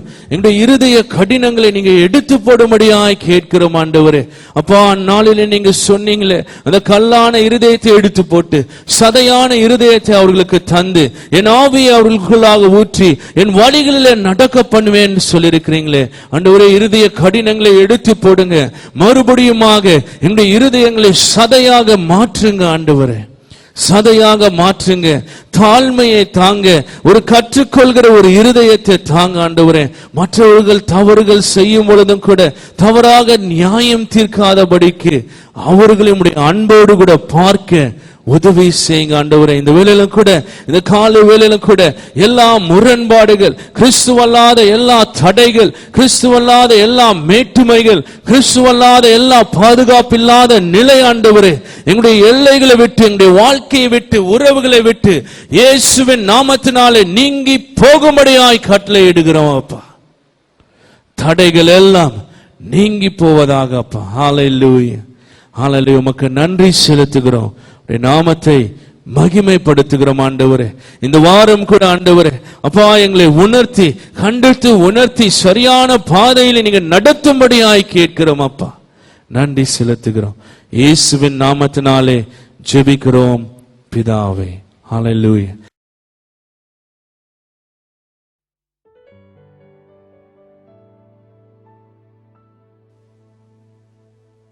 தொடர்வது நாம் நம்முடைய தவறுகளை ஒத்துக்கொள்ள வேண்டும் என்பதற்கான போதனை.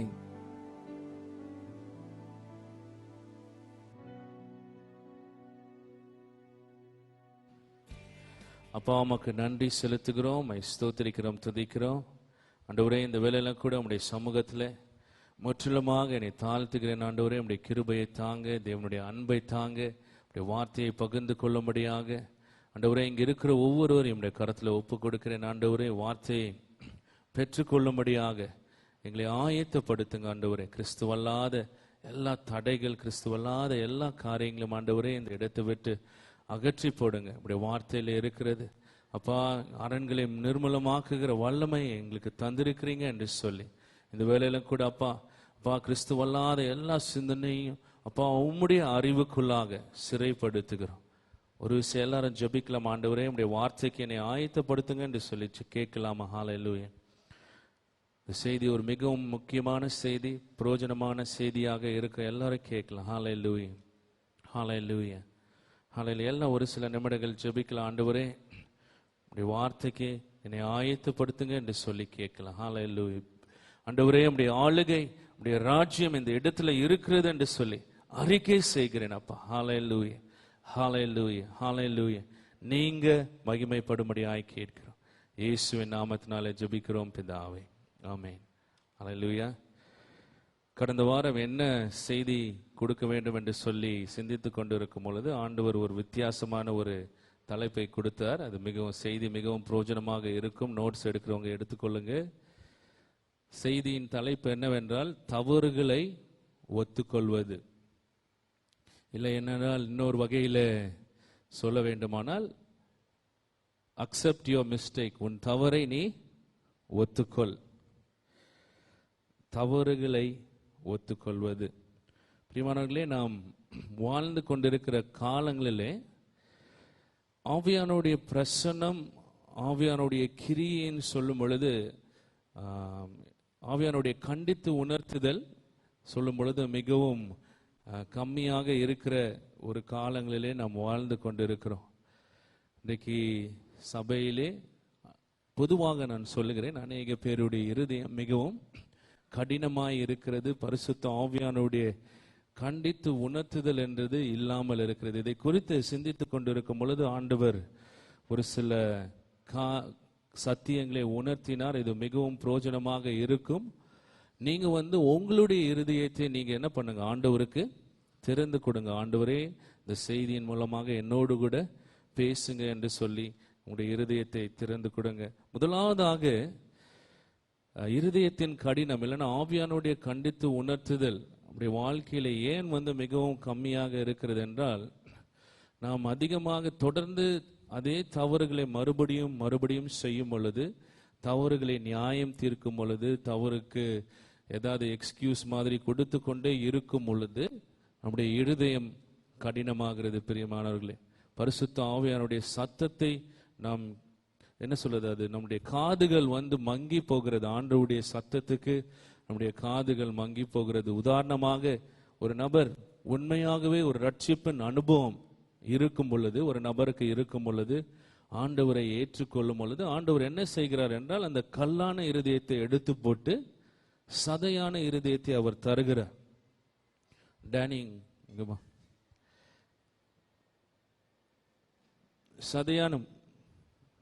சதையான இருதயத்தை தருகிறார்.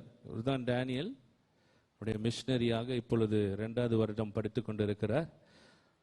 சோ இவர் ஆண்டவரை உண்மையாக ஏற்றுக்கொள்ளும் பொழுது என்ன ஆகிறதுனா, ஒரு சதையான இருதயம் அவருக்கு கொடுக்கப்படுகிறது. சோ சதையான இருதயம் இருக்கும் பொழுது, ஒரு சிறு காரியம் தவறு செய்யும் பொழுது ஆவியானவர் என்ன செய்கிறார், கண்டித்து உணர்த்துகிறார். ஒரு பொய் சொல்லும் பொழுது கூட ஆவியானவருடைய கண்டித்து உணர்த்துதல் இருக்கிறது. ஆனா உதாரணமாக வைத்துக் கொள்ளலாம், இவர் முதலாவதாக ஒரு தப்பை செய்கிறார். இப்ப தப்பு செய்யும் பொழுது ஆவியானவர் என்ன பண்றாரு, கண்டித்து உணர்த்துகிறார். நிறைய நேரங்களில் நாம் என்ன செய்கிறோம், இவரை உதாரணமாக வைத்து நான் சொல்லுகிறேன், நியாயம் நம்முடைய தவறுகளை நியாயம் தீர்க்க ஆரம்பிக்கிறோம், இல்லைன்னா மற்றவர்கள் மேலே பழியை போட ஆரம்பிக்கிறோம். சோ அதனால அது முதல் முறை இவர் தப்பு பண்ணும்போது ஆவியானுடைய கண்டித்து உணர்த்துதல் இருக்கிறது.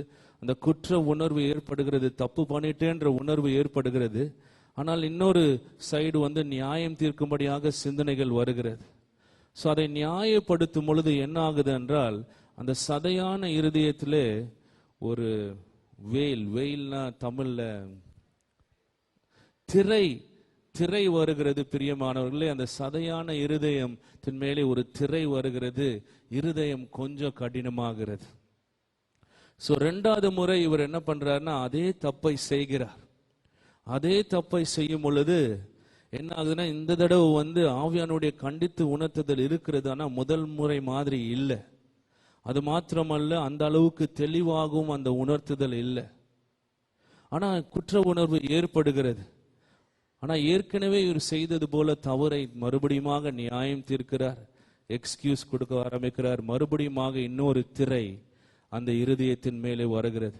அப்படியே 2, 3, 4 முறைகள் செய்யும் பொழுது கடைசியில அந்த கண்டித்து உணர்த்துதலே இல்லாமல் போய்விடுகிறது. பிரியமானவர்களே, இருதயம் கடினமாய் விடுகிறது. போகலாம். இந்த நிலை அநேக பேருடைய நிலையாக காணப்படுகிறது. நாம் தொடர்ந்து ஒரு சில தவறுகளை செய்யும் பொழுது, அந்த தவறை நியாயம் தீர்த்து கொண்டு இருக்கும் பொழுது அது என்ன ஆகிவிடுகிறது என்றால், நம்முடைய இருதயத்தை கடினப்படுத்தி விடுகிறது. பிரியமானவர்களே, நாம் செய்கிறோம் தவறை, நாம் செய்கிற தவறு செய்கிறோம்னு தெரியாமலே நாம் செய்து கொண்டிருக்கிற அந்த ஒரு நிலை ஏற்படுகிறது. இது ஒரு நல்ல ஒரு நிலை கிடையாது. ஆவியானுடைய கண்டித்து உணர்த்துதல் நமக்கு தேவை. பிரியமானவர்கள், இதை சிந்தித்துக் கொண்டிருக்கும் பொழுது ஒரு உதாரணமாக சொல்லும்படியாக ஆண்டவர் ஒரு சில சிந்தனைகளை கொடுத்தார். உதாரணமாக ஒருத்தர் பார்த்து நான் கேட்கிறேன், பிரதர், நீங்க ஒரு தவறான உறவுல இருக்கிறீங்க அப்படின்னு சொல்லி கேட்கிறேன். உடனே அவர் என்ன சொல்றாரு, இல்ல பிரதர், அப்படிலாம் கிடையவே கிடையாது. இல்ல பிரதர், அந்த வீட்டுக்கு அந்த தவறான ஒரு இதுல வீட்டுக்கு நீங்க போனது பார்த்ததா சொன்னாங்க. இல்ல பிரதர், அங்கெல்லாம் போகவே இல்லை, அந்த ஏரியால போக வேண்டியது இருந்தது, அப்படி போனேன். இல்ல பிரதர், 2 பேர் நீங்க அங்க வீட்டுல இருந்தத பார்த்தாங்க. உடனே என்ன சொல்றாரு, ஒரு வேலை இருந்தது அந்த வீட்டுல, சோ அதனால போக வேண்டியது இருந்தது அப்படின்னு சொல்றார். உடனே சொல்றேன், இல்ல பிரதர், அங்க தப்பு பண்ணும் போது போட்டோ எடுத்து வச்சிருக்கிறாங்க அப்படின்னு சொல்றேன். என்ன சொல்றாரு, இப்பெல்லாம் அந்த எடிட்டிங் எல்லாம் இருக்குதுல்ல, அதை எப்படியோ மாத்தி என் பேரை கெடுக்கணும்னு சொல்லி அந்த மாதிரி பண்ணி வச்சிருக்கிறாங்க அப்படின்னு அவர் சொல்றாரு. எல்லாத்துக்கும் ஒரு பொய் பிரியமானவர்களே.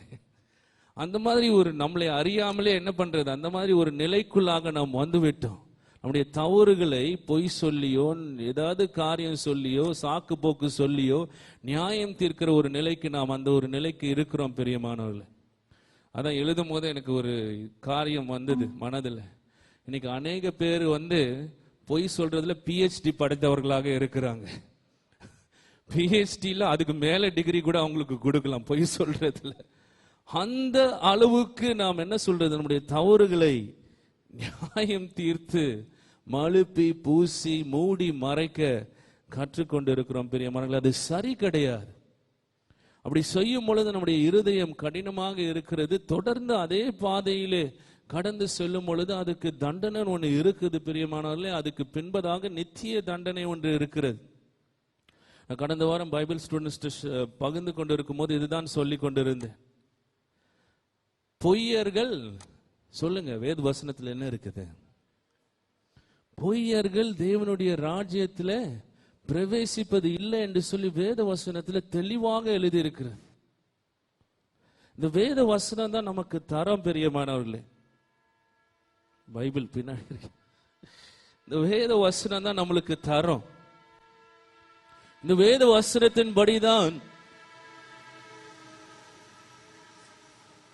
இந்த வேத வசனத்தின் படிதான் நீங்களும் ஞானம் நியாய தீர்ப்பு நாளில் நியாயம் தீர்க்கப்பட போகிறோம் பிரியமானவர்களே.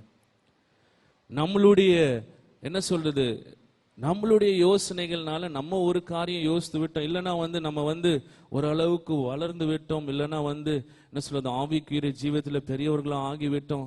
அதை வைத்து ஆண்டவர் நியாயம் தீர்க்க போகிறது கிடையாது. இந்த வேத வசனத்தை வைத்து தான் அவர் நியாயம் தீர்க்க போகிறார்.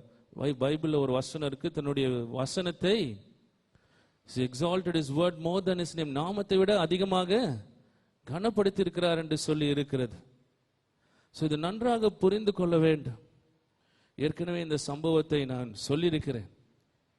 ரெய்னார்ட் போங்கேவுடைய மீட்டிங்லே ஒருத்தர் 3 நாள் மரித்து அதுக்கப்புறம் உயிரோட எழும்பி வந்தார். அது எல்லாமே டாக்குமெண்டடாக இருக்கிறது. அவர் மரித்து அந்த 3 நாள்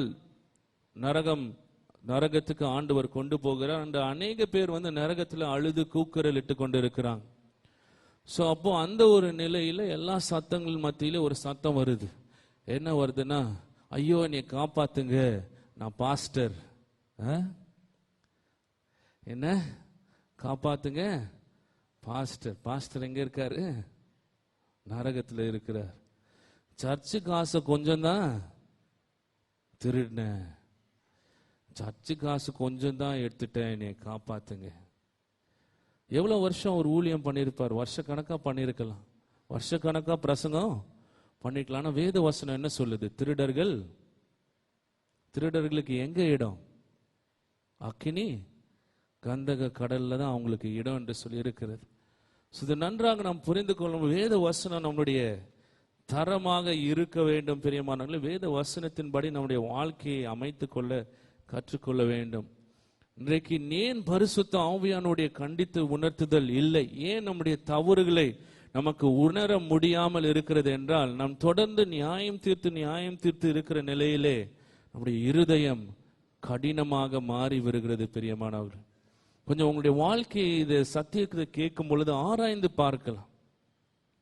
இன்னைக்கு நிறைய நேரங்களிலே நம்மளுடைய கலாச்சாரம் எவ்வாறாக இருக்கிறது என்றால், இன்னொரு முக்கிய காரணம் ஏன் தவறுகளை ஒத்துக்கொள்ள மாட்டேங்கிறோம் என்ற நிலை ஏன் இருக்கிறதுனால், நம்முடைய கலாச்சாரம், நம்ம வாழ்கின்ற கலாச்சாரம், யாராவது தவறு செய்யும் பொழுது என்ன ஆகிறது என்றால் அவரை கடினமாக நாம் நடத்தி விடுகிறோம். இல்லை என்றால் பயங்கரமாக அவரை குற்றப்படுத்தி அவர்களை நியாயம் தீர்த்து விடுகிறோம் பிரியமானவர்களே. அது நிமித்தமாகவே ஜனங்கள் தவறு செய்யும் பொழுது வெளியில வர மாட்டேங்கிறாங்க.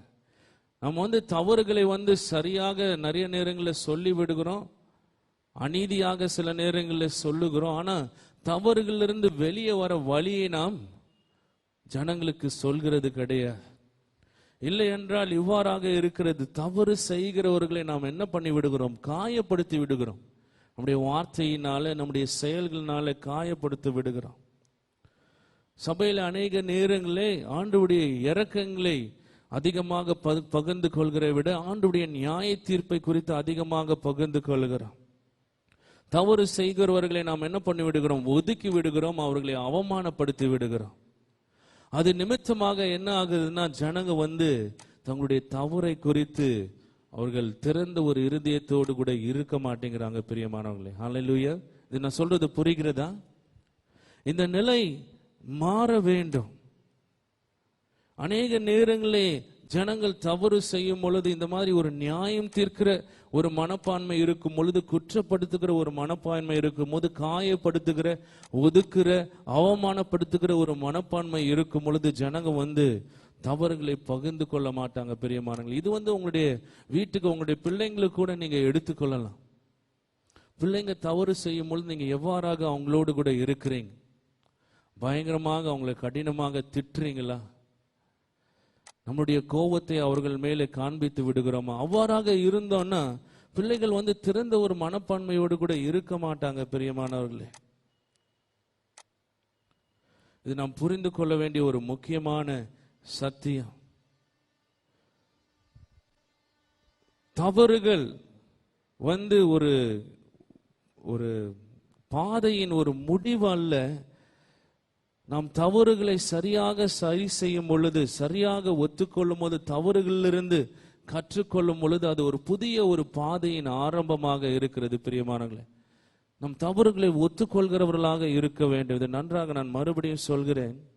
Mistakes are never the end of the road, but rather the beginning of a new one if we learn from them. தவறுகள் ஒரு பாதையின் ஒரு முடிவு அல்ல. நாம் தவறுகளிலிருந்து கற்றுக்கொண்டோமானால் அது ஒரு புதிய பாதையின் ஆரம்பமாக இருக்கிறது. உங்களுடைய வாழ்க்கையிலே போராட்டங்கள் இருக்கலாம், பிரச்சனைகள் இருக்கலாம், கஷ்டமான சூழ்நிலைகள் இருக்கலாம்.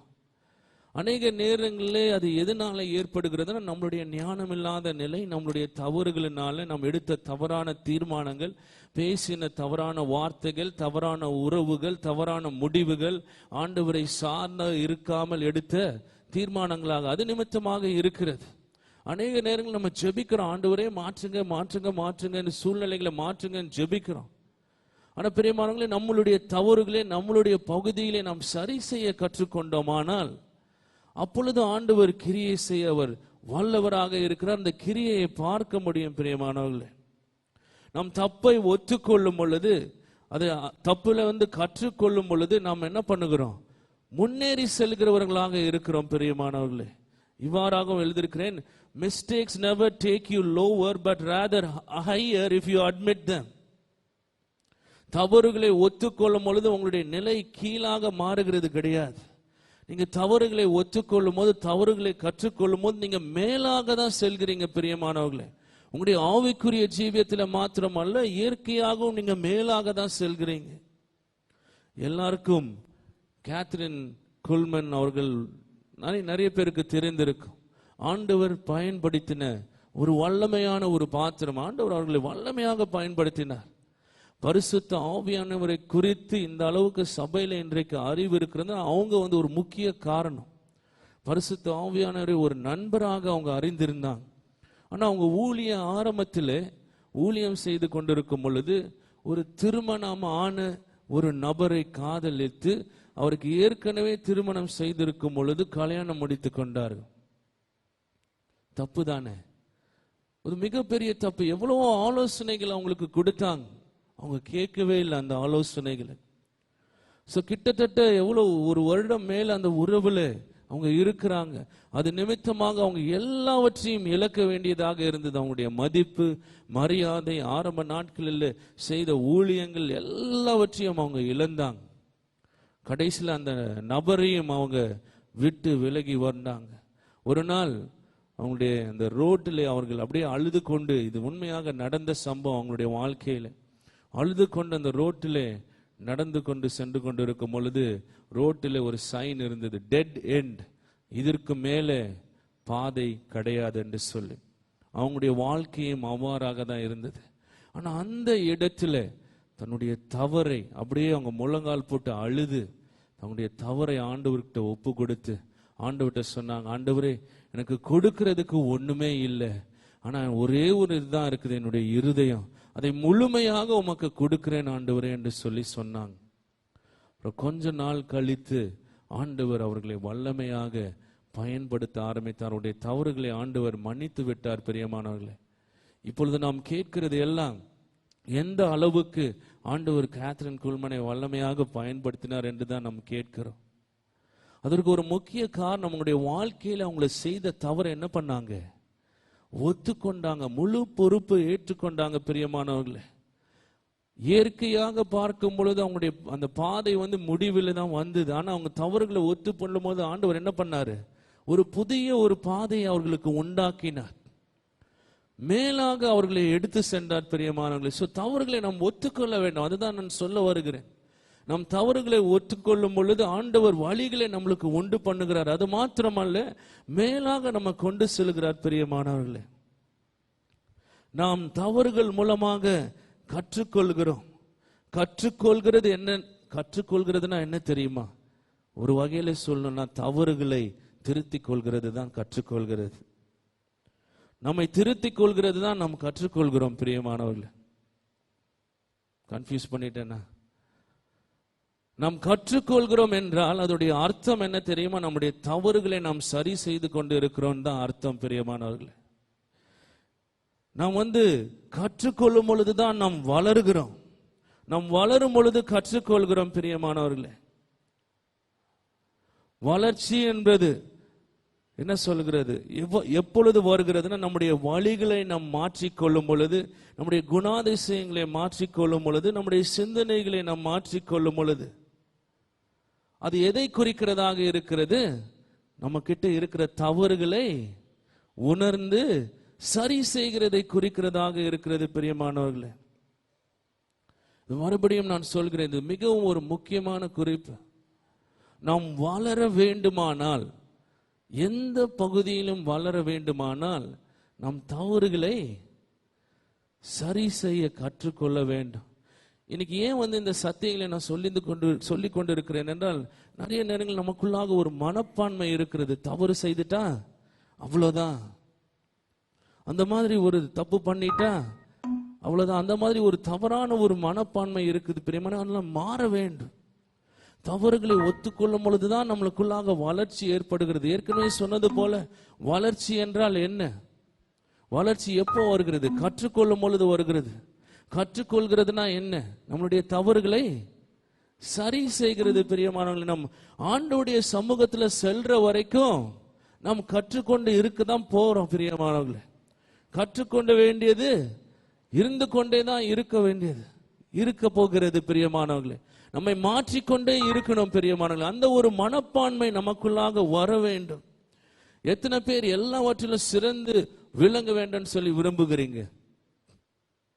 பாதி பேர் தானே.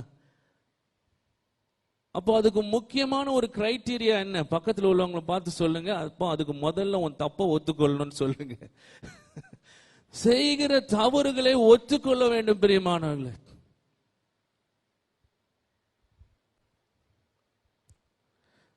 இப்போ நம்ம பார்க்கிறோம், எனக்கு அண்ணா அன்னைக்கு சொல்லி ஒரு மெசேஜில் சொன்னாங்க, ரோஜர் ஃபெடரர் சொல்லி ஒரு மிகுந்த சிறந்த டென்னிஸ் பிளேயர், ரொம்ப இந்த மாதிரி அதிகமாக எல்லாத்துலேயும் பெஸ்ட்டாக இருக்கிறவங்களுக்கு கொஞ்சம் நான் ஃபாலோ பண்ணுவேன். எதற்காகன்னா, அவங்க கிட்ட இருந்து குணாதிசயங்களை கற்றுக்கொள்கிறதுக்கு. ரொம்ப நாளாக உயர்ந்த நிலையில் இருக்கிறவங்க, அவங்கள ஃபாலோ பண்ண, அவங்களுடைய லைஃப் ஸ்டைல், அவங்க எப்படி இருக்கிறாங்க, ஏன்னா அவங்க கிட்ட இருந்து கற்றுக்கொள்கிறதுக்கு அந்த அளவுக்கு உயர்ந்த நிலையில் அவங்க இருக்கிறாங்கன்னா ஒரு சில காரியங்களை அவங்க சரியாக செய்து கொண்டு இருக்கிறாங்க.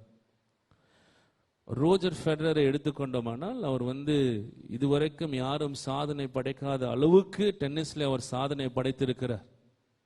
அது மாத்திரமல்ல, அவரை போல இப்பொழுதும் அவருக்கு 30 வயது மேல் ஆகிவிட்டது, இப்பொழுதும் டென்னிஸ்ல வேர்ல்ட் நம்பர் 2 உயர்ந்த நிலையில அவர் இருக்கிறார். அதற்கு முக்கிய ஒரு காரணம் என்ன தெரியுமா? அவருடைய இதை நான் நிறைய காரியங்களை ஃபாலோ பண்ணியிருக்கிறேன். அவருக்குள்ள இருக்கிற தாழ்மை. அது மாத்திரமல்ல, அந்த கற்றுக்கொள்கிற ஒரு இது, எல்லாவற்றையும் அவர் பார்த்து விட்டாரு, எல்லாத்தையும் அவர் ஜெயிச்சு விட்டாரு. அவரை போல யாரும் இதுவரைக்கும் ஜெயிக்கல, முன்பதாகவும் ஜெயிக்கல, எவ்வளோ நாட்களுக்கு முன்பதாக இருந்த அந்த அளவுக்கு அவரை குறித்து சொல்லும் பொழுது டென்னிஸ்ல இருக்கிறதுலே எல்லா காலங்களிலும் பெஸ்ட் என்று சொல்லி அநேக பேர் சொல்லுகிறாங்க. ஆனா இன்னும் அவர் இன்னும் பெஸ்டாக விளையாட வேண்டும் என்று சொல்லி யோசித்து கொண்டு இருக்கிறார். அதற்கு முக்கிய ஒரு இது என்ன தெரியுமா? தவறுகளை சரி செய்ய வேண்டும், கற்றுக்கொள்ள வேண்டும். அவருக்குன்னு ஒரு கோச் இருக்கிறார். எதற்கு? கற்றுக் கொடுக்கிறதுக்காக. பிரியமானவர்களே, எதற்கு இதை சொல்கிறேன் என்றால், ஏன் அவர்கள் அந்த நிலையில இருக்கிறாங்க, ஏன் அவர் அந்த நிலையில இருக்கிறாரு? ஒரு கற்றுக்கொள்கிற people who have that heart to learn are always growing. கற்றுக்கொள்கிற ஒரு இருதயம் உள்ளவர்கள் அவங்க வளர்ந்து கொண்டே இருப்பாங்க. பிரியமானவங்களே, அவங்க அதே நிலையிலே அவங்க இருக்க மாட்டாங்க.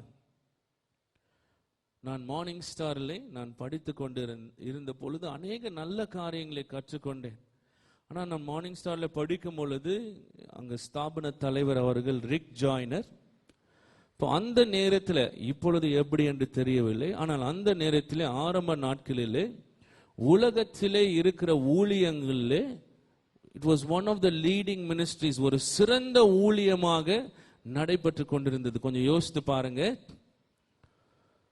சென்னையில் அல்ல, தமிழ்நாட்டில் அல்ல, இந்தியாவில் அல்ல, உலகத்தில் இருக்கிற ஊழியங்களிலே ஒரு சிறந்த ஊழியம்னா கொஞ்சம் யோசித்து பாருங்க. எந்த அளவுக்கு பாப்புலாரிட்டி, எந்த அளவுக்கு கனம், எந்த அளவுக்கு புகழ் என்று சொல்லி. அது மாத்திரமல்ல, ரிக் ஜாய்னரை எடுத்துக்கொண்டோம்னால் ஆண்டவர் அநேக முறை அவரை பரலோகம் எடுத்து சென்றிருக்கிறார். அப்போஸ்தலர்களை அவர் பார்த்திருக்கிறார். அநேக தரிசனங்களையும் சொப்பனங்களையும் அவர் தீர்க்க தரிசியாக ஆண்டவர் அநேக தரிசனங்கள் சொப்பனங்களை கொடுத்திருக்கிறார். நாங்க அவர் கீழே படிக்கும் பொழுது அவர் என்ன சொல்லுவார் தெரியுமா? எங்க கிட்ட ஏதாவது தவறுகள் இருந்தா சொல்லுங்க அப்படின்னு சொல்லுவார். கொஞ்சம் யோசித்து பாருங்க. அந்த அளவுக்கு வேர்ல்டு அளவுல சிறந்த ஊழியம், அந்த அளவுக்கு உயர்ந்த நிலையில இருக்கிற தேவனுடைய மனுஷன் படிக்க வரவங்களை பார்த்து சொல்றாரு, எங்க கிட்ட இருக்கிற தவறுகளை சொல்லுங்க. நான் புரிந்து கொண்ட காரியம் தான், அவங்களுடைய மினிஸ்ட்ரி ஏன் அந்த அளவுக்கு சக்சஸ்ஃபுல்லா இருக்குது? தவறுகளை ஒத்துக்கொள்கிற, தவறுகள் இருந்து கற்றுக்கொள்கிற ஒரு மனப்பான்மை இருக்கிறதுனால அவர் இவ்வாறாக சொல்லுவார். ரைட், குற்றச்சாட்டு சரியான வகையில வந்ததுன்னா ஏற்றுக்கொள்கிறோம். அது தவறான வகையில வந்தா கூட நம்ம ஆராய்ந்து பார்க்கலாம், அதுல ஏதாவது உண்மை இருக்குதா என்று சொல்லி. நம்மளுடைய நோக்கம் என்ன? நம்முடைய ஊழியத்தை பெஸ்டாக ஆண்டவருக்கு செய்யணும். ஆமென். சிறந்த வகையில 100%, அதுக்கு மேலும் ஆண்டவருக்கு செய்யணும். அதற்கு தேவையான ஏதாவது குற்றச்சாட்டுகள் வருதுன்னா வரட்டும், அது யார் மூலமாக இருந்து வருதுன்னா கூட பரவாயில்ல. எங்களுடைய இதுல அசைன்மெண்ட்ல நாங்கள் செய்கிற காரியம் என்னவென்றால், 5 நல்ல காரியங்களை எழுதுவோம். அந்த ஒரு ஊழியத்திலேயோ ஒருத்தருடைய பிரசங்கத்திலேயோ 5 நல்ல காரியங்களை எழுதுவோம். அடுத்தது இம்ப்ரூவ் பண்ண வேண்டிய 5 காரியங்களும் எழுதுவோம். குற்றங்களையும் 5 குற்றங்களை எழுதுவோம். ஸோ ஒரு முறை எல்லாரும் உட்காந்து ஸ்டூடெண்ட்ஸாக உட்காந்து கொண்டு இருக்கிறோம். ரிக் ஜாய்னர் அங்கே இருக்கிறார். அப்போ பேசி கொண்டு இருக்கும் போது திடீர்னு ஒரு ஸ்டூடெண்ட், ஒரு பொண்ணு சொல்லிருச்சு, நீங்க மெசேஜில் அங்கங்க மேய்ஞ்சிடுறீங்க, டாபிக்ல இருக்க மாட்டேங்கிறீங்க, நீங்க பாட்டுக்கு இஷ்டத்துக்கு வேற இதெல்லாம் பேச ஆரம்பிச்சிடுறீங்க. கொஞ்சம் யோசித்து பாருங்க. அவ்வளவுதான், ரூம்ல பின் டிராப் சைலன்ஸ் ஆயிடுச்சு. இப்போ ரிக் ஜாய்னர் என்ன சொல்ல போகிறார் அப்படின்னு சொல்லி நம்ம இருந்தோன்னா என்ன பண்ணிருப்போம்? நீ இப்பதான் வந்த, நீ உனக்கு என்ன தெரியும், அமைதியாரு, வாய மூடு.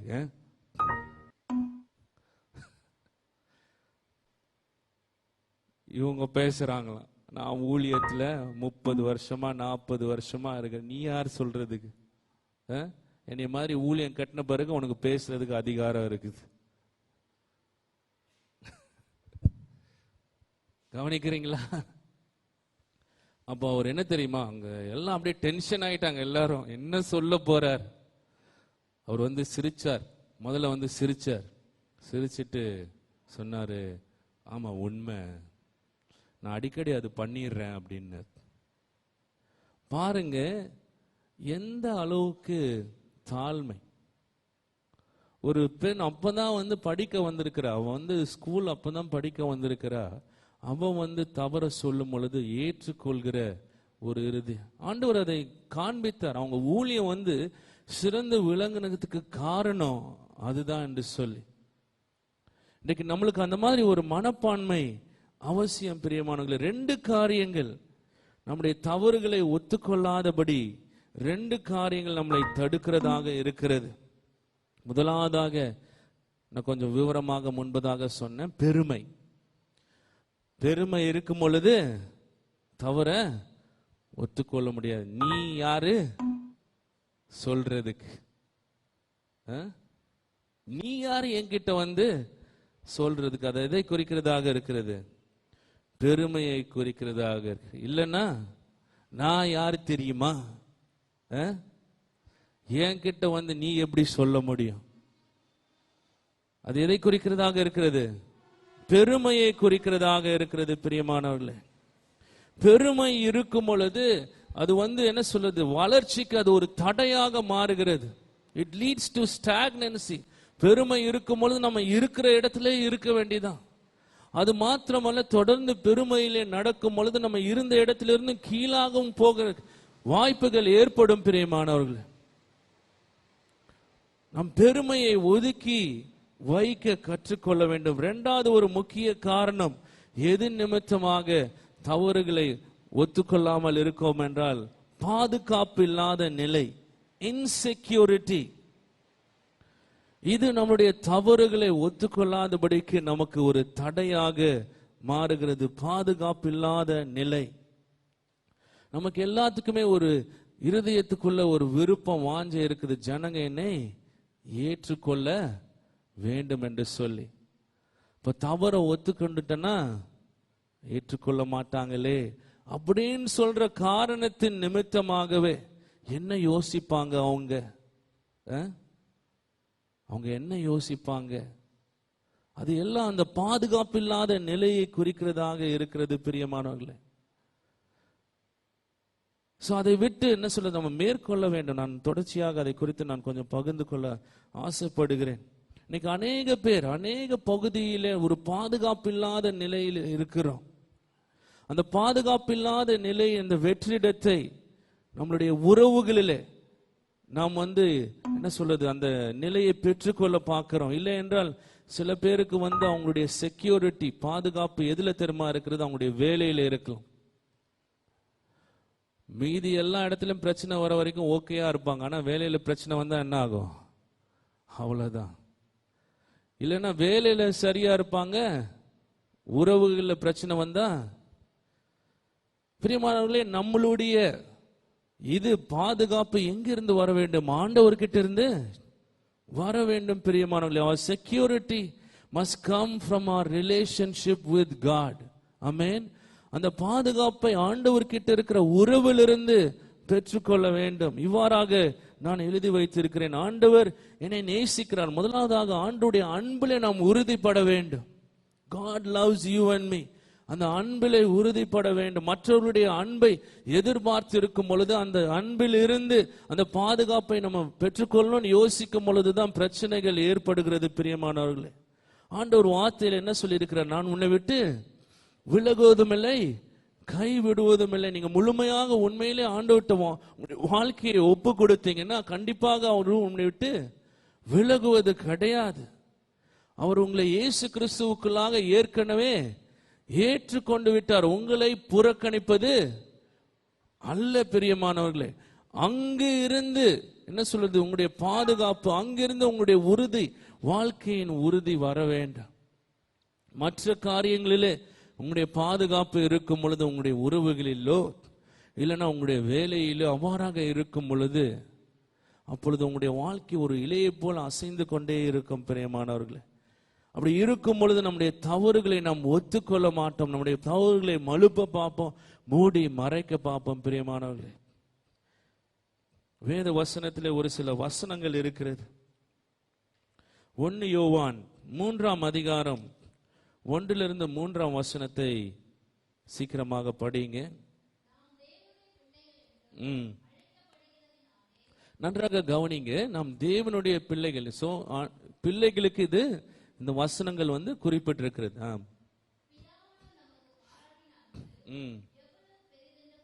பாருங்க எந்த அளவுக்கு தேவனுடைய அன்பை குறித்து முதலாவதாக யோவான் உறுதிப்படுத்துகிறார்னு பாருங்க. தொடர்ந்து படிங்க. ம் ம்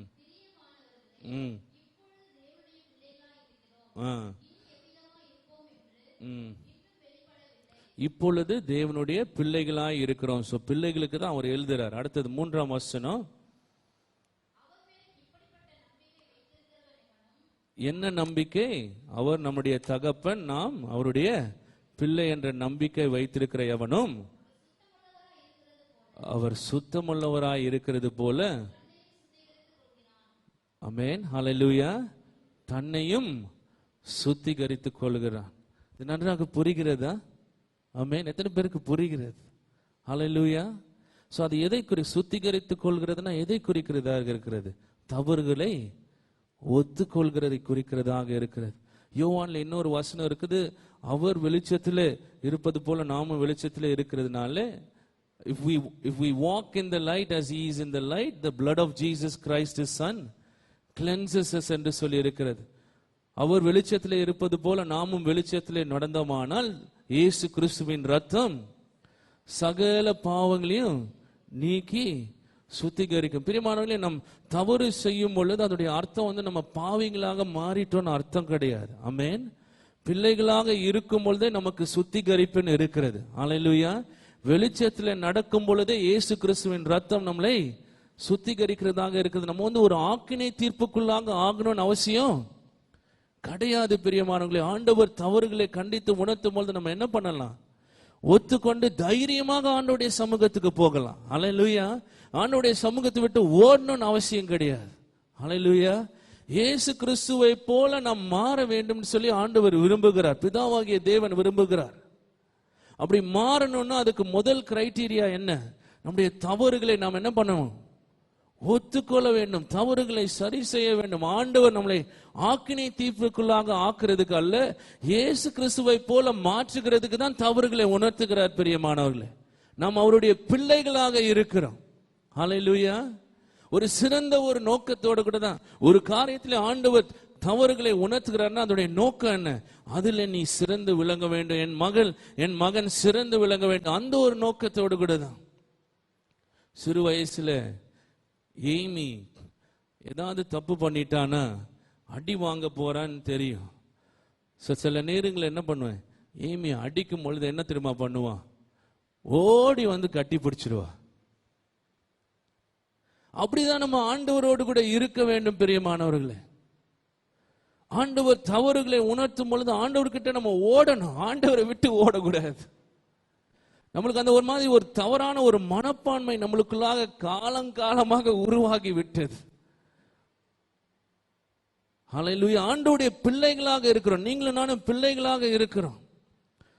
சோ தவறுகள் ஆண்டவர் உணர்த்தும் பொழுது நம்ம என்ன பண்ணணும்? தைரியமாக ஆண்டவருடைய சமூகத்துல போய், ஆண்டவரே என்னை மன்னிங்க, கிருபையை தாங்க. ஹல்லேலூயா. இது வந்து தொடர்ந்து தப்பு செய்து கொண்டு எப்படி வேணாலும் இருக்கிறவங்களுக்கு இந்த செய்தி கிடையாது. சரியா?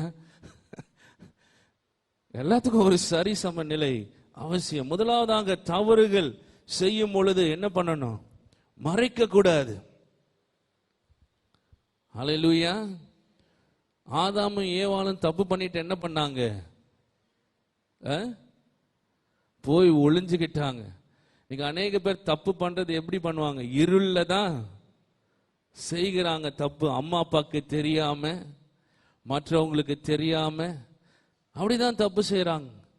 தப்பு பண்ணும்போது இல்லைன்னா தப்பு வந்து உணர்த்தும் போது என்ன பண்ணுவாங்க? மழுப்பி மறைக்க பார்ப்பாங்க. அப்படி பண்ணக்கூடாது. பிரியமானவர்களுடைய தப்பை வந்து மறைக்க கூடாது.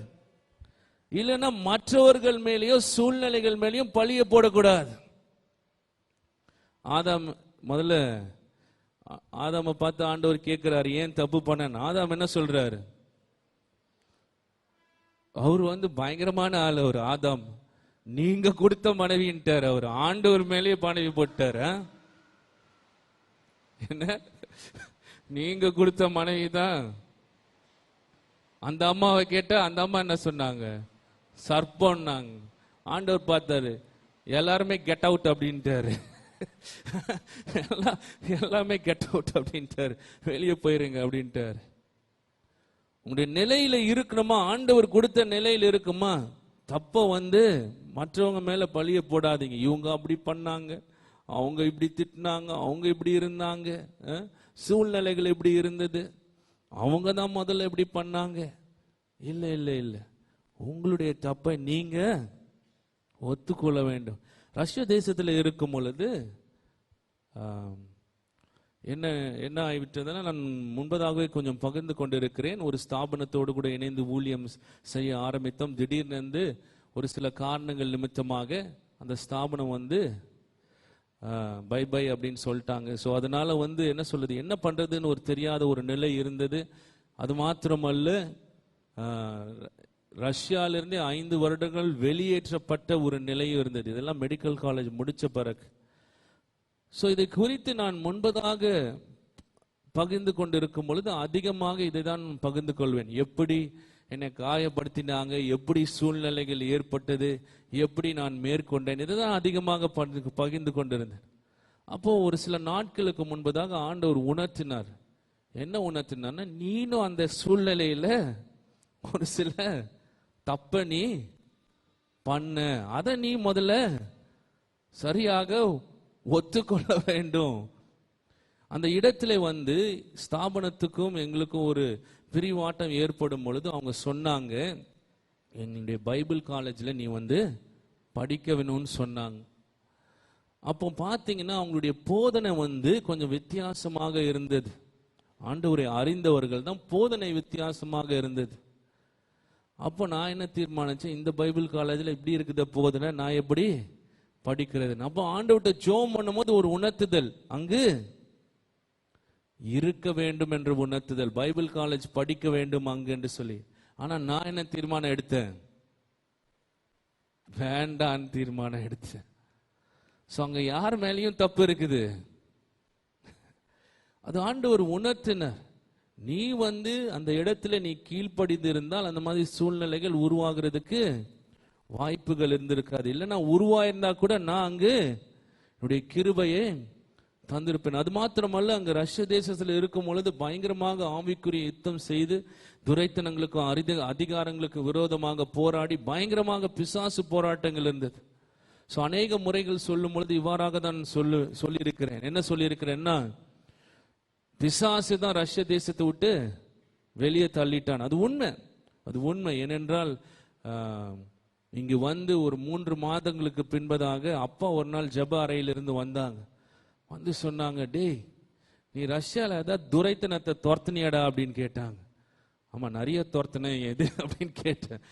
அப்பா சொன்னாங்க, அது உன்னை அங்க இருந்து ஃபாலோ பண்ணிட்டு வந்திருக்குது, இங்க நம்ம வீட்டு முன்னாடி நின்றுகிட்டு இருக்குது என்று சொல்லி. ஏன்னா பயங்கரமான பிரச்சனைகள் அந்த அந்த சமயங்கள்ல. சோ அது அதிகமாக தான் நான் சொன்னேன். என்ன சொன்னேன், பிசாசை தான் வெளியே துரத்திட்டான்னு சொல்லி. அப்போ ஒரு நாள் ஆண்டவர் உணர்த்தினார் என்னை, அந்த விசா நான் அதிகமாக விசா இல்லாமல் நான் இருந்து விட்டேன்னு சொல்லிட்டு என்னை கோர்ட்டுக்கு கூட்டிட்டு போனாங்க. சோ கோர்ட்டுக்கு கூட்டிட்டு போகும்போது ஜட்ஜி கேட்கிறாங்க, எதனால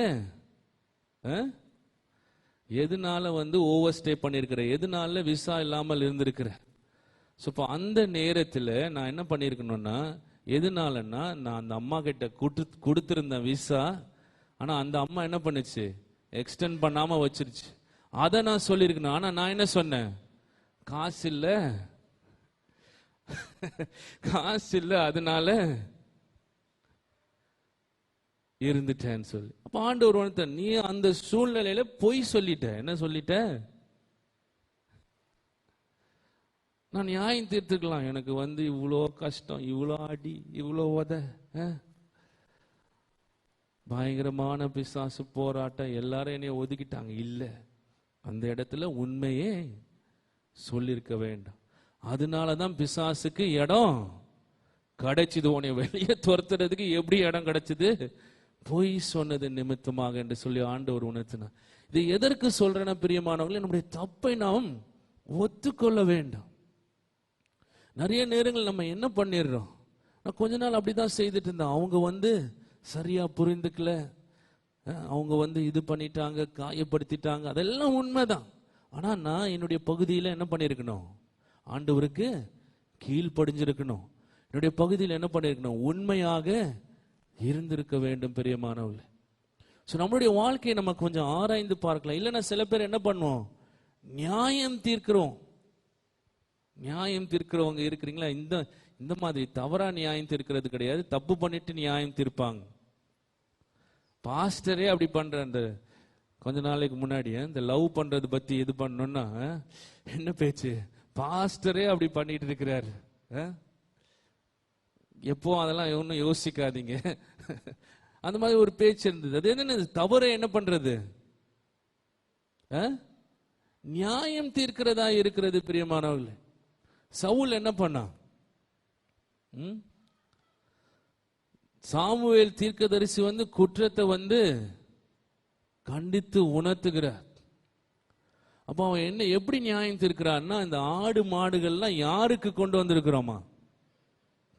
யாருக்கு? ஆண்டவருக்கு பலியிடுறதுக்கு. பாருங்க எப்படி தன்னுடைய தப்பை நியாயம் தீர்க்கிறார். இன்னைக்கு நீங்க எப்படி தப்ப நியாயம் தீர்த்து கொண்டு இருக்கிறீங்க? கொஞ்சம் ஆராய்ந்து பாருங்க. குடிக்கிறவங்களை கேட்டா ரொம்ப பிரச்சனை பிரதர், தாங்க முடியல. வெளியிலயும் பிரச்சனை, வீட்டிலையும் பிரச்சனை, அதனாலதான் குடிக்கிறேன். நியாயம் தீர்க்க கூடாது பிரியமானவர்களே. தவறை நியாயம் தீர்க்க கூடாது. சரியாக ஒரு ஆண்டவர் ஒரு காரியத்தை உணர்த்தும் பொழுதோ இல்ல மற்றவர்கள் நம்முடைய தவறை கண்டித்து உணர்த்தும் பொழுதோ என்ன பண்ணணும்? முதலாவதாக ஒத்துக்கொள்ள வேண்டும். எத்தனை பேருக்கு அந்த ஒத்துக்கொள்ற மனப்பான்மை இருக்குது? நான் கடந்த முறை சொன்ன, முன்னாடிலாம் வந்து தாம் பிடிச்ச முயலுக்கு 3 கால் தான் சொல்லுவாங்க. ஆனா இப்பெல்லாம் வந்து பயங்கரமா இம்ப்ரூவ்மெண்ட் ஆயிருச்சு. பிடிச்ச முயலுக்கு காலே இல்லைன்னு சாதிக்கிறவங்க இருக்கிறாங்க என்று சொல்லி அந்த அளவுக்கு பொய் சொல்ல கத்துக்கொண்டு இருக்கிறான். அந்த அளவுக்கு நியாயம். அது அந்தமான்ல ரொம்ப ஃபேமஸ் ஆயிருச்சு அது சொன்னது. இப்ப பிடிக்கிற முயலுக்கு காலே இல்லை அப்படின்னு. ஒத்துக்கொள்ள வேண்டும். தப்பு செய்தா என்ன பண்ணணும்? பக்கத்துல உள்ளவங்க பார்த்து சொல்லுங்க, தப்பு செஞ்சா ஒத்துக்கணும்னு சொல்லுங்க. ஒத்துக்கிட்டு இருக்கிறீங்களா? சிஸ்டர் இப்படி தலையாட்டுறாங்க இல்லைன்னு. ஒத்துக்கணும் பிரியமானவர்களே.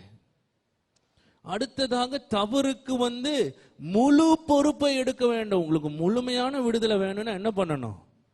தப்பு பண்ணதுக்கு முழு பொறுப்பை எடுத்துக்கொள்ளணும். ஆதாம் என்ன பண்ணிருக்கணும்? நான் தான் வந்து தலைவன், நான் தான் என் மனைவியை சரியாக கண்காணித்து இருக்கணும், என் மேலதான் அதிகமான தவறுன்னு சொல்லி ஆதாம் அந்த இடத்துல என்ன பண்ணிருக்கணும்? ஒத்துக்கொண்டு இருக்க வேண்டும். ஏவாள் என்ன சொல்லிருக்கணும்? என் கணவனை நான் கேட்டிருக்க வேண்டும். அந்த சூழ்நிலைக்கு நான் சுயமாக செயல்பட்டு என் மேல தப்பு. சர்ப்பம் அது பிசாசு, அது விட்டு விடலாம்.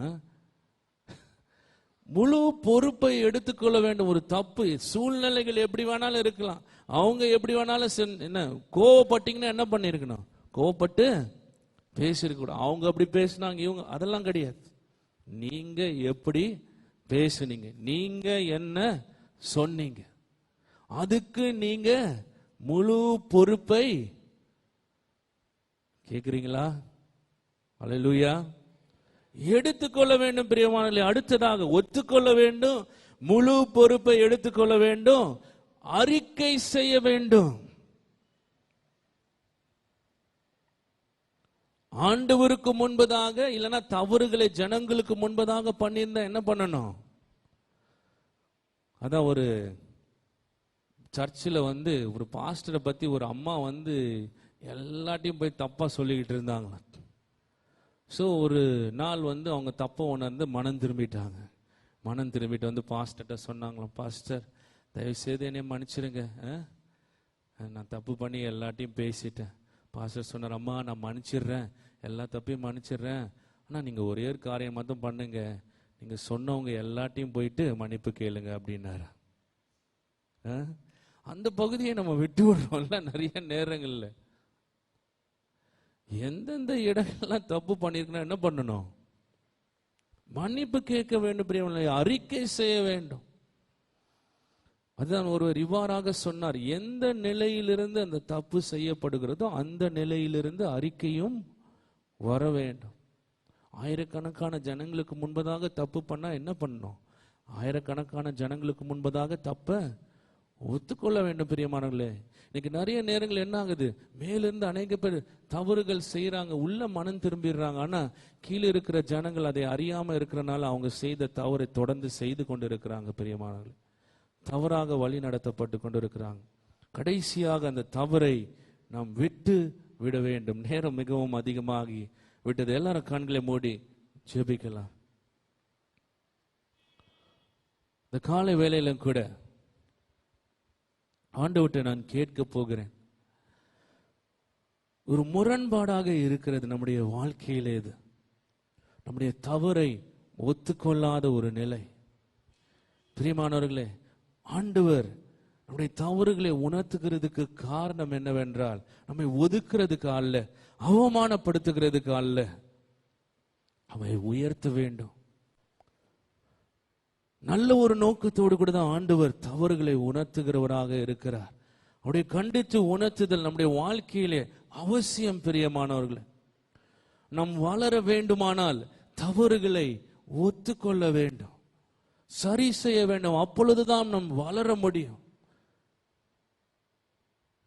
2 காரியங்களுக்காக நாம் மனம் திரும்ப போகிறோம். எல்லாரும் பொதுவாக ஆண்டவர்கிட்ட ஒருவேளை செய்திருக்கலாம், செய்யாம இருக்கலாம். ஆண்டவர்கிட்ட கேட்கலாம், ஆண்டவரே பெருமையை என்னிடத்திலிருந்து எடுத்து போடுங்க என்று சொல்லி கேட்கலாம். ஹல்லேலூயா, ஹல்லேலூயா. அடுத்ததாக, ஆண்டவரே உமக்குள்ளாக ஒரு உறுதியை எனக்கு தாங்க, உம்முடைய அன்பிலே உறுதிப்பட, உம்முடைய அன்பிலே ஸ்திரப்பட எனக்கு உதவி செய்யுங்க.